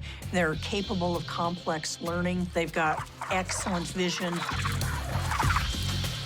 Like green ants, adult paper wasps hunt and kill only to feed their larvae. Their own survival depends on it. Wasps feed the larvae with captured caterpillars. In turn, the larvae produce nutrient-rich saliva that's fed back to the adults. Life goes on in the paper wasp nest and the green ant colony. It's live and let live. But nature is fickle. One unfortunate windstorm can smash one bug civilization up against another without warning. This is two insect civilizations at war. And no matter who wins, both sides are going to suffer massive losses. In the rainforest, it's the calm before the storm. But as the weather worsens, a tree branch, home to a green ant colony, is flung against a paper wasp nest. War is declared. Wasps mobilize their airborne troops. Gangs of green ants swarm over individual wasps. Green ants have a major tactical advantage here because they can team up very efficiently against an individual wasp, but the wasps can't work together against an individual ant. The ants lay pheromone trails and shake their bodies to communicate and coordinate their attack. Without the ants' superior teamwork, the wasps are at a disadvantage. But one-on-one, a larger wasp overpowers a single ant. Some are thrown to the ground, others killed instantly. But in ant battle tactics, strength lies in numbers. Individual wasps are pinned down, sprayed with formic acid, and bitten ferociously. Alone, they have no answer to a combined attack. The wasps are so much larger than the ants, and they're not cooperating the same way. They're all actively defending the area, but the ants are able to gang up and pull on different legs. So an individual wasp may have multiple ants attacking it.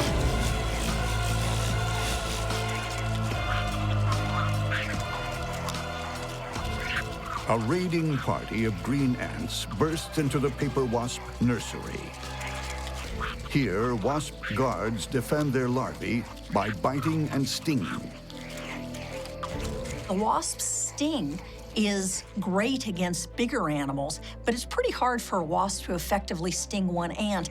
And even though wasps are able to sting repeatedly, it's really hard for them to sting one ant, sting another ant, sting another ant.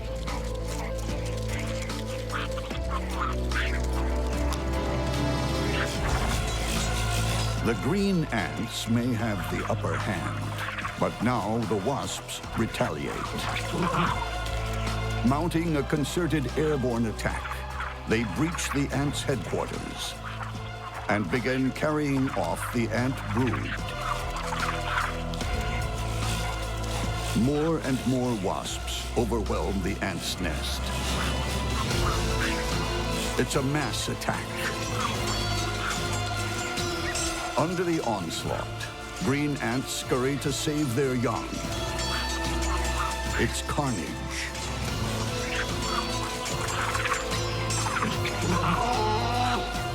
The battlefield is littered with the wounded, the dying, and the dead. All either colony can do is pick up the pieces and start over again. The wasps' superior airborne maneuverability and their preemptive strike on the ant's nest tips the balance. They overcome their assailants, but at enormous cost. Defeated, the green ants sound the retreat. Their bunker is torn apart. They scramble to salvage the surviving larvae. In a bug war of this magnitude, the refugees have no choice but to escape with their young, to start a new life in another part of the forest.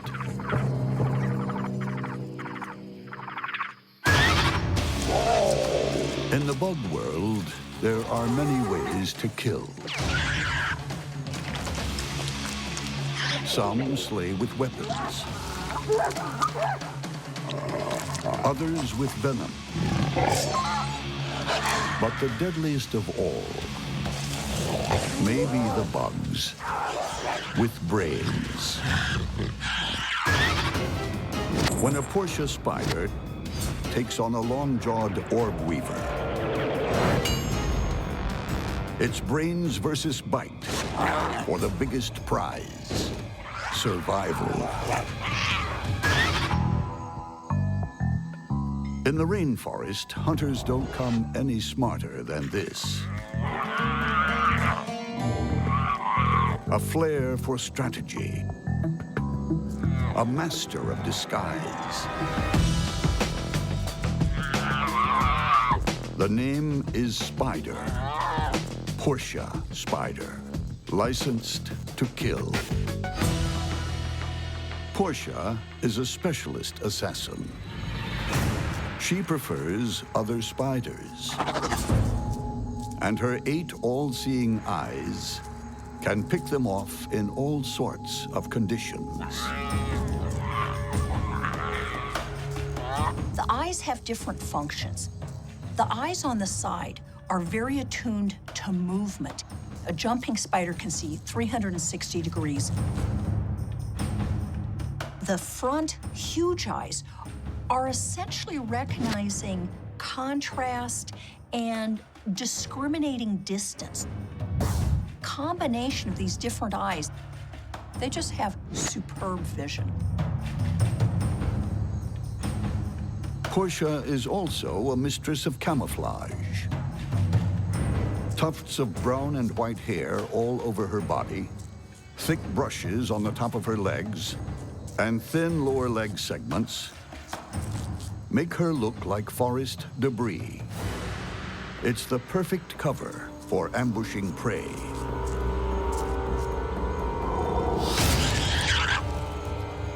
And when it comes to the kill, she has all the equipment a stealthy assassin needs. Fangs that deliver lethal venom, and mouth parts that flood the victim's body with digestive enzymes, so it can be dissolved, ground up, and sucked in as a liquid lunch.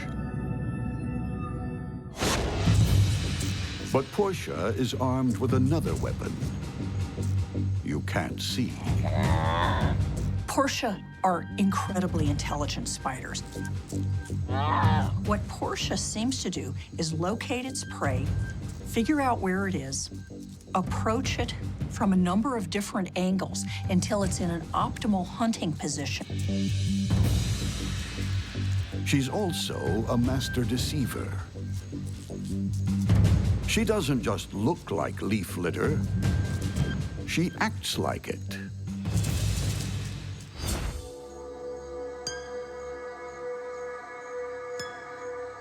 They will pluck on webs that indicate that just a little debris has fallen into the web. And so the spider may come up to the web, try to remove the debris, only to be attacked. You don't mess with a fine-tuned killing machine unless it has a weakness. And this is the arch-villain who could find it. A stay-at-home hunter and a high-wire walking warrior.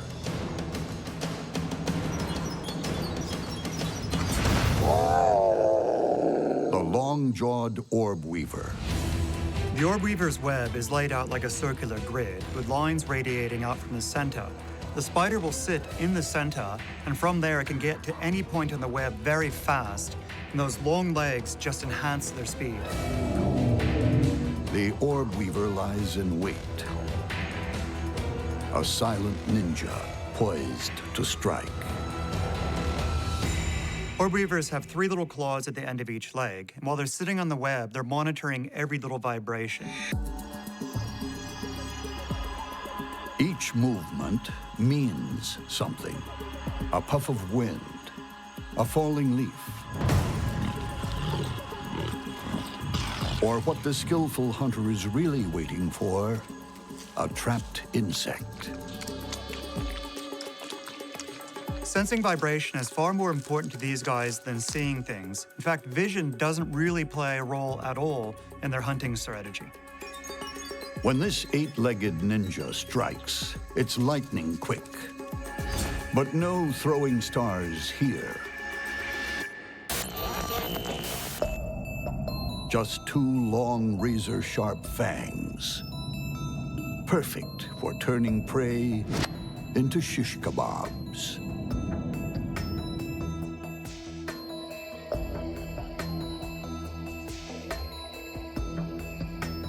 The orb weaver's long body is also superbly camouflaged. Stretched out in the middle of the web, it could be a stick. The fly obviously thought so. Now, wrapped in those deadly jaws, it's not thinking much at all.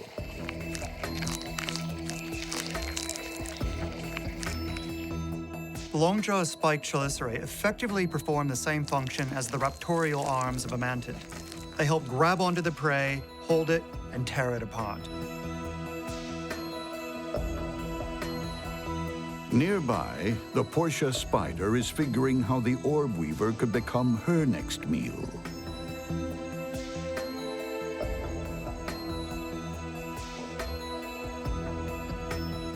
A lethal assassin versus a deadly ninja. Only one will survive. In the peaceful surrounds of the lush rainforest, a camouflage specialist stalks a larger-than-life arch-villain. Portia's a camouflage spider.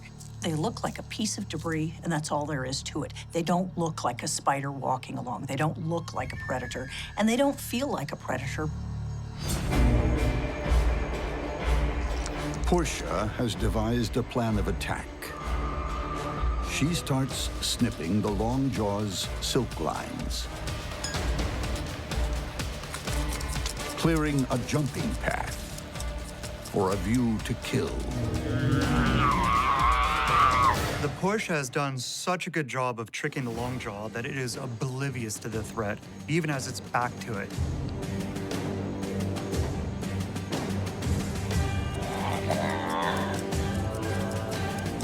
Portia keeps snipping.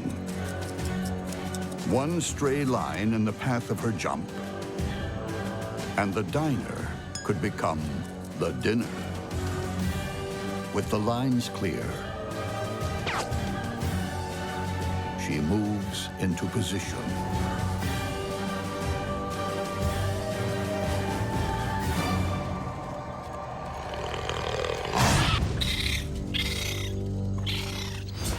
quick, clinical kill.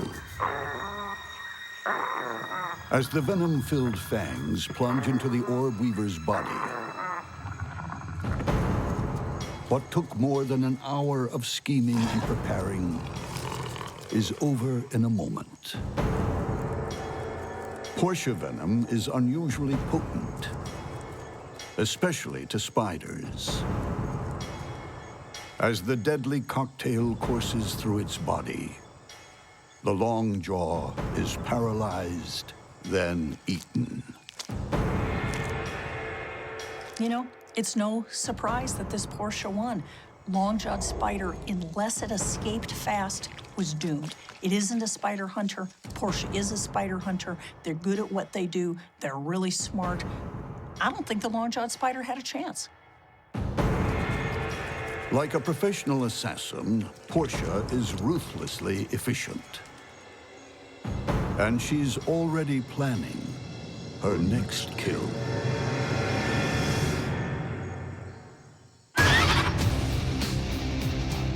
In the bug world, there's no such thing as a G-rated monster movie. On every blade of grass, on every leaf, on every tree, there's a killer plot just waiting to be played out.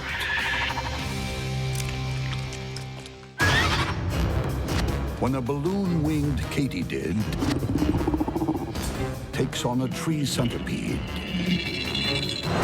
it's a battle of the bad guys, with only one winner.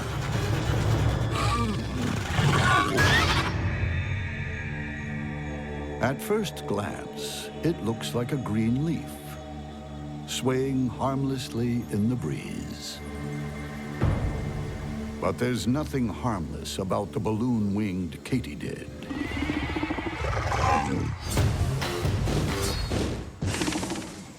The simplest way to describe the balloon-winged katydid is that it's a mobile leaf with razor-sharp jaws. It's an ambush hunter with a very straightforward attack strategy. Rush, grab, tackle, eat alive. As a hunter, the balloon-winged katydid has it all. Long antennae to detect prey and danger. Huge hind legs for jumping and kicking. But up front is the serious weaponry. There are 2 rows of massive spines on the front 4 legs, and the balloon-winged katydid basically uses them to pin the prey down in a spiked cage. The hug that holds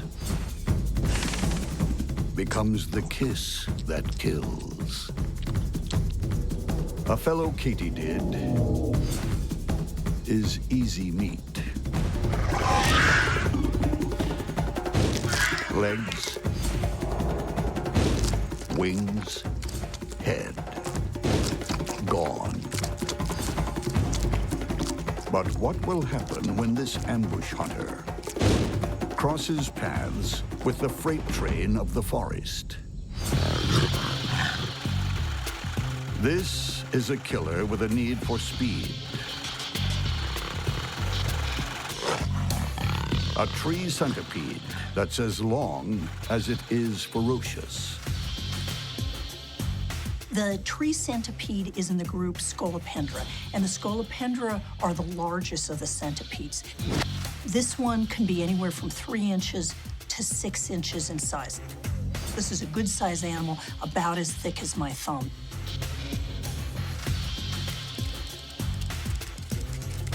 The tree centipede has 21 pairs of pointy legs to grip any surface and any prey. Plus 1 pair of venom claws that plunge into its victims' bodies, injecting fatal neurotoxins.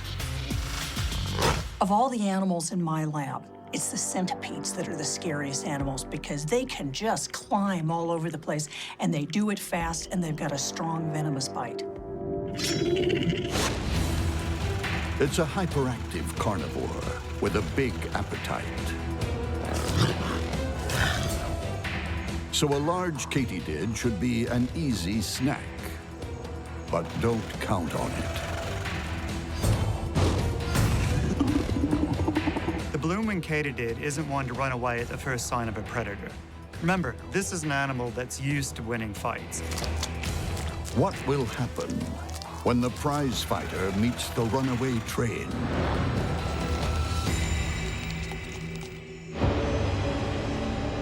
Of all the bugs in this habitat, these are two of the baddest. A lot of katydid species are herbivores or omnivores, but this species specializes in eating other living animals. He'll have a go at anything his own size. A centipede is really not an animal that any other arthropod wants to encounter. Heck, it's an animal that a whole lot of vertebrates wouldn't want to encounter. Tonight, the balloon-winged katydid is out looking for dinner. So is the tree centipede. And it's picked up a katydid's chemical signal.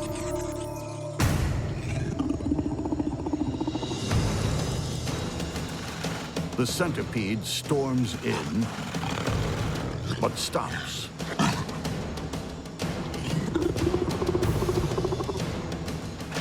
The katydid backs off. It's all the hesitation the tree centipede needs. If it's a large prey item, they will literally wrap around. Their back end is capable of holding on to the prey, so they're both wrapping and grabbing with front and back end. Powerful animal. With one trademark blow from its venom claws, the centipede delivers the knockout. The tree centipede is venomous enough that it has a big effect on essentially anything that it bites, everything from invertebrates to vertebrates. It's a strong, potent venom. The katydid is alive, but helpless.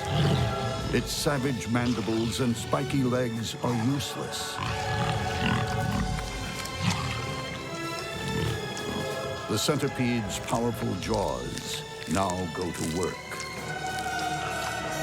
Ripping, tearing, feeding. Centipedes are voracious predators. By the time she's finished with this katydid, there's nothing left. In Hollywood, the underdog often wins. But when Mother Nature's writing the script, there's usually a sting in the tail.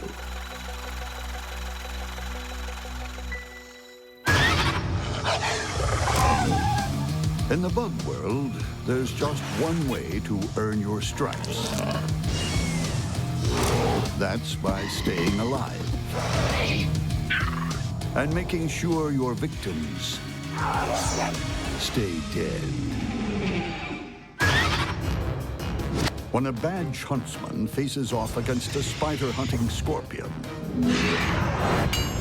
it's a head-to-tail battle.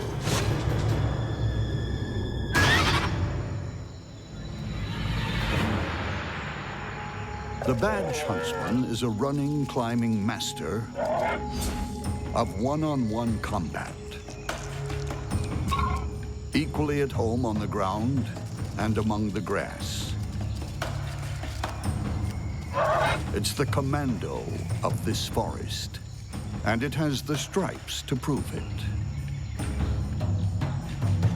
Badge huntsmen are really attractive huntsman spiders. They've got this gorgeous patch on its belly that's black and sometimes purpley colors. When they're defending themselves, they'll rear up their legs and show the bands on their legs. Every badge huntsman species has a unique pattern, mimicking an all-seeing eye. The war paint makes them look big and mean. They're also built for speed. They have essentially rotated their legs from this posture in most of the spiders into a sideways posture. The movement of these legs and the changing of the joints means that they're able to move very rapidly side to side.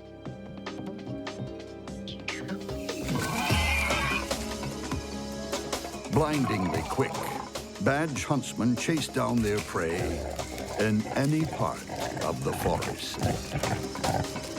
The badge huntsmen are very, very fast spiders. The underside of their legs are covered with something known as scopula. These act as suction cups so that they can essentially walk upside down anywhere. When they attack, they inject a toxic cocktail with 2 super sharp fangs. The venom first paralyzes, then triggers cell death. These poison darts mean the badge huntsman is not afraid to take on bigger opponents. This katydid is about to be toast. Actually, once those digestive juices go to work, it's more like a green smoothie.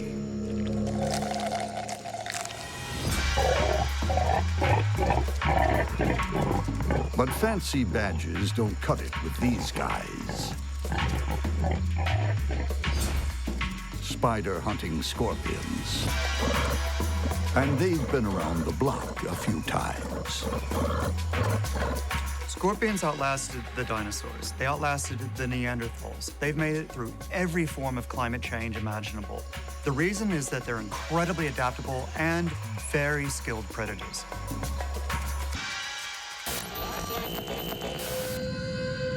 Fast on its feet, a tough armored shell, the spider hunting scorpion is a small, mobile fighter with a long reach. The pinchers are an effective weapon because they're very long. This gives a scorpion a really good reach, making it difficult for another animal to get close without being grabbed and stung.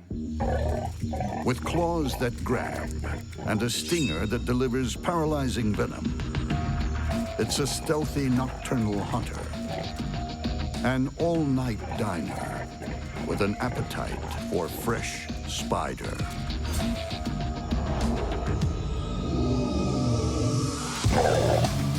Two forest killers are about to face off. Tooth and tail.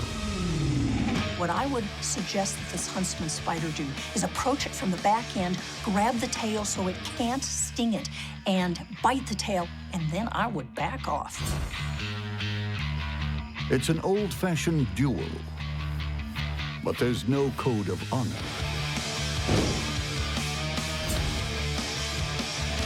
This will be a duel to the death.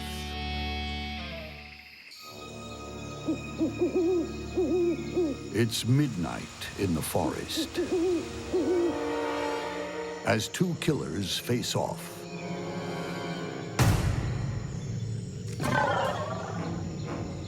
Each waiting for the other to make a move.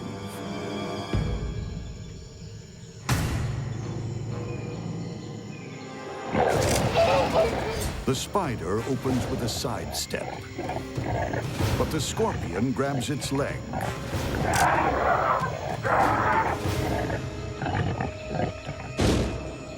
The wound is a badge of courage for this huntsman. There's a predetermined juncture in most spiders where they're able to lose the legs, and there is a sphincter that closes off so the spider doesn't bleed to death.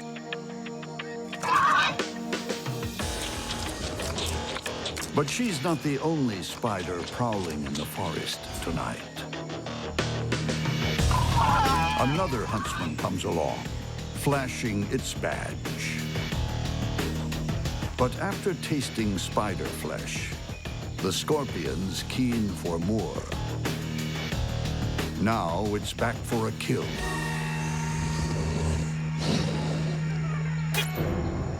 The badge huntsman will attack with lightning speed, and hypodermic fangs.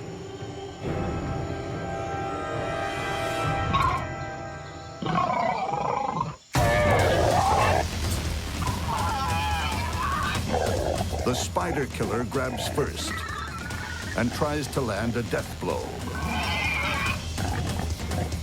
But the Huntsman fends off the stinger with its long legs, hoping to sink in its fangs. When the scorpion gets into a difficult tussle, he uses his pinchers and his tail like a wrecking ball, just throwing them around, hoping to knock the prey off their feet. And if they stumble, bang, they get in a sting. The wrecking ball overcomes the commando and lands a clean shot to the back of the badge huntsman's head. The scorpion's venom acts very, very quickly on the prey.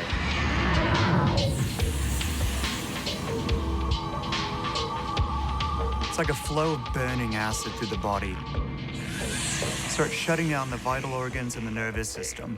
Once the venom's in the bloodstream, it's good night and don't come back. No need to hurry this meal. Meat always tastes better if it's hung.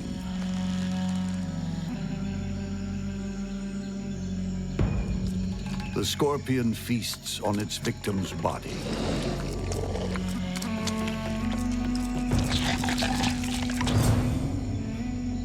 A once proud badge of honor is trash on the forest floor. The animal world teems with monsters that crawl and fiends that fly. But some of the strangest and most savage beasts on the planet do their dirty work underwater.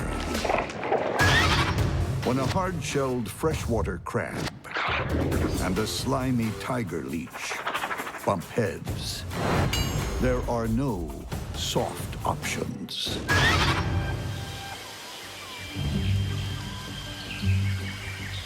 Both creatures live and feed in the same pond. But that's where similarities end.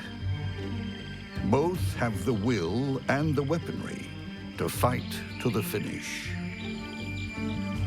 This pond is simply amazing. It's packed full of life. It has the crabs, it has leeches, it has small freshwater shrimp. It's got fishes, it's got all sorts of insects living in it. It's an entire active ecosystem. And one of the issues with this sort of a gorgeous little ecosystem is that everyone in this pond runs the constant risk of becoming someone else's dinner. The freshwater crab is a shameless scavenger, feeding on the recently dead or anything too weak to fight. They'll eat small fish, they'll eat small invertebrates, they'll eat other small crustaceans, they'll eat a little bit of plant material, they'll eat essentially anything that they can get. Like a knight in shell-hard armor, the freshwater crab's body and legs are safe from all but the most extreme assault. Even her eyes retract on stalks, folding in like car side mirrors for safety. And serious trauma, like losing a leg, doesn't mean game over. Look at this crab. It's missing a leg, it's missing a foot, but it's an arthropod. And because it's an arthropod, it's able to regenerate the leg next time it sheds its exoskeleton. Food is always fair game, even when someone else is chewing on it. But the freshwater crab's major weapon is its claws. And it's with these claws that they're able to do everything. They can grab prey or potential predators. They can tear things apart. They can move rocks around. They can dig burrows. They do courtship, waving their claws to the females. They can do whatever they want to do.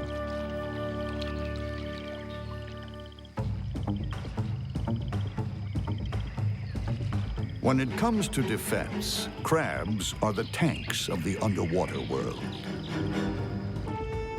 Crabs have a number of defensive options. One is that they've got these really strong, relatively powerful claws. In addition, they're covered with a very hard exoskeleton. They move quite well and can be relatively fast, zipping out of the way.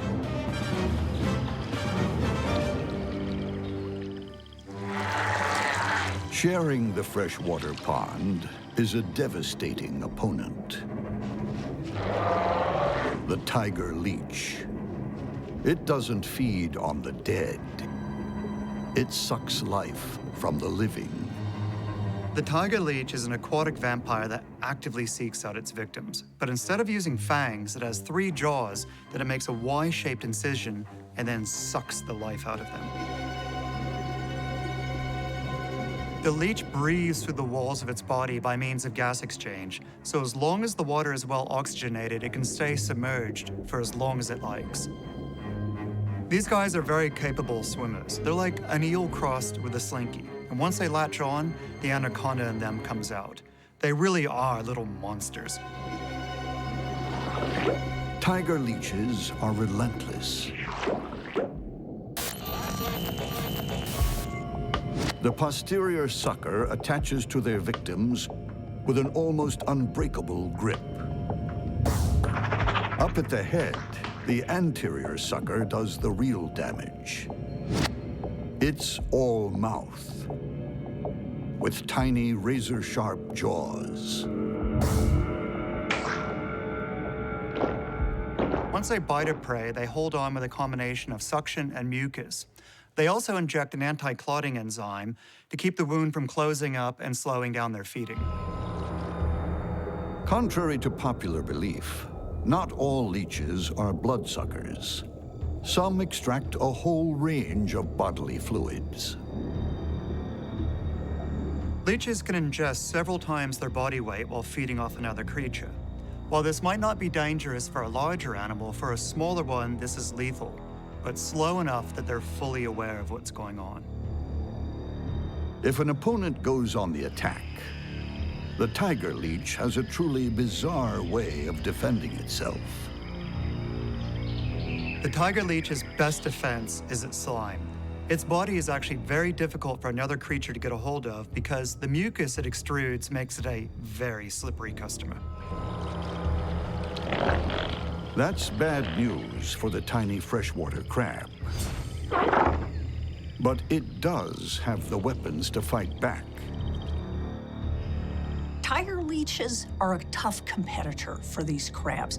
The leeches are strong and muscular. They're kind of slimy.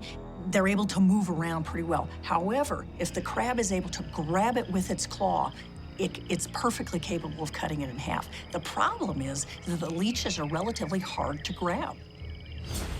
This is a soft, squishy creature versus a well-armed, hard-shelled animal. I think the leech is quite capable of bringing the crab down without getting cut to pieces by the claws. When a flesh-sucking leech fights a sharp-clawed crab, one is destined for Davy Jones' locker.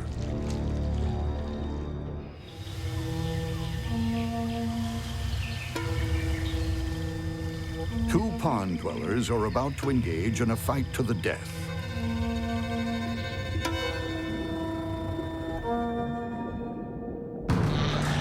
One is a flesh-sucking leech, and the other, a hard-shelled crab.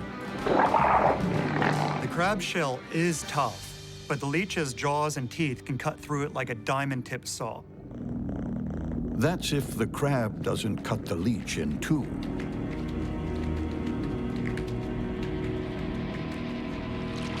It's feeding time in the pond, and any creature is fair game.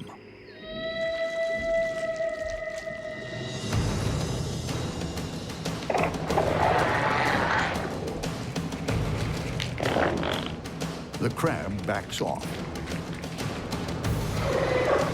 But the leech is back.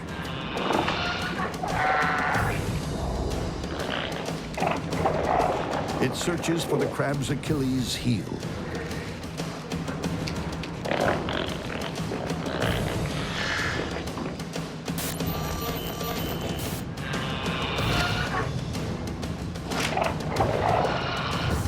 And finally finds access to the soft flesh.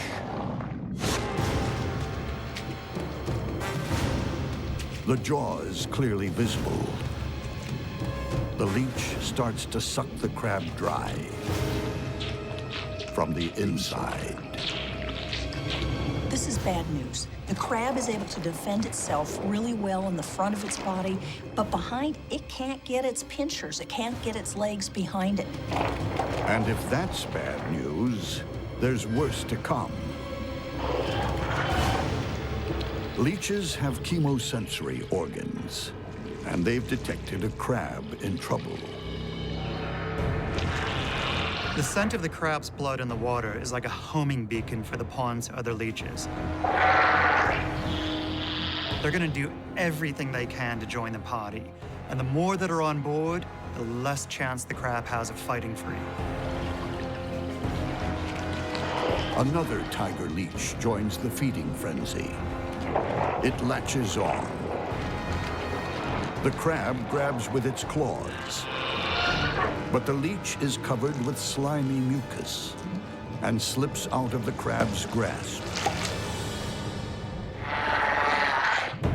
The claws have dispensed with one leech, but now they're gummed with slime.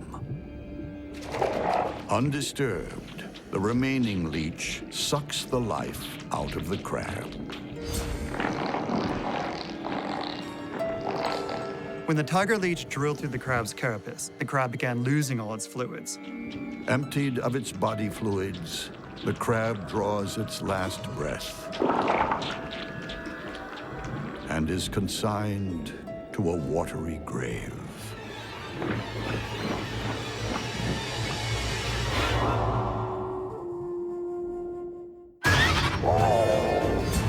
In a monster bug war, clever tactics triumph over superior firepower. Battle know-how overwhelms defensive display. Infiltration foils the finest defenses. And maneuverability gives you the edge in a mass attack. When bugs go to war, you fight smart or die.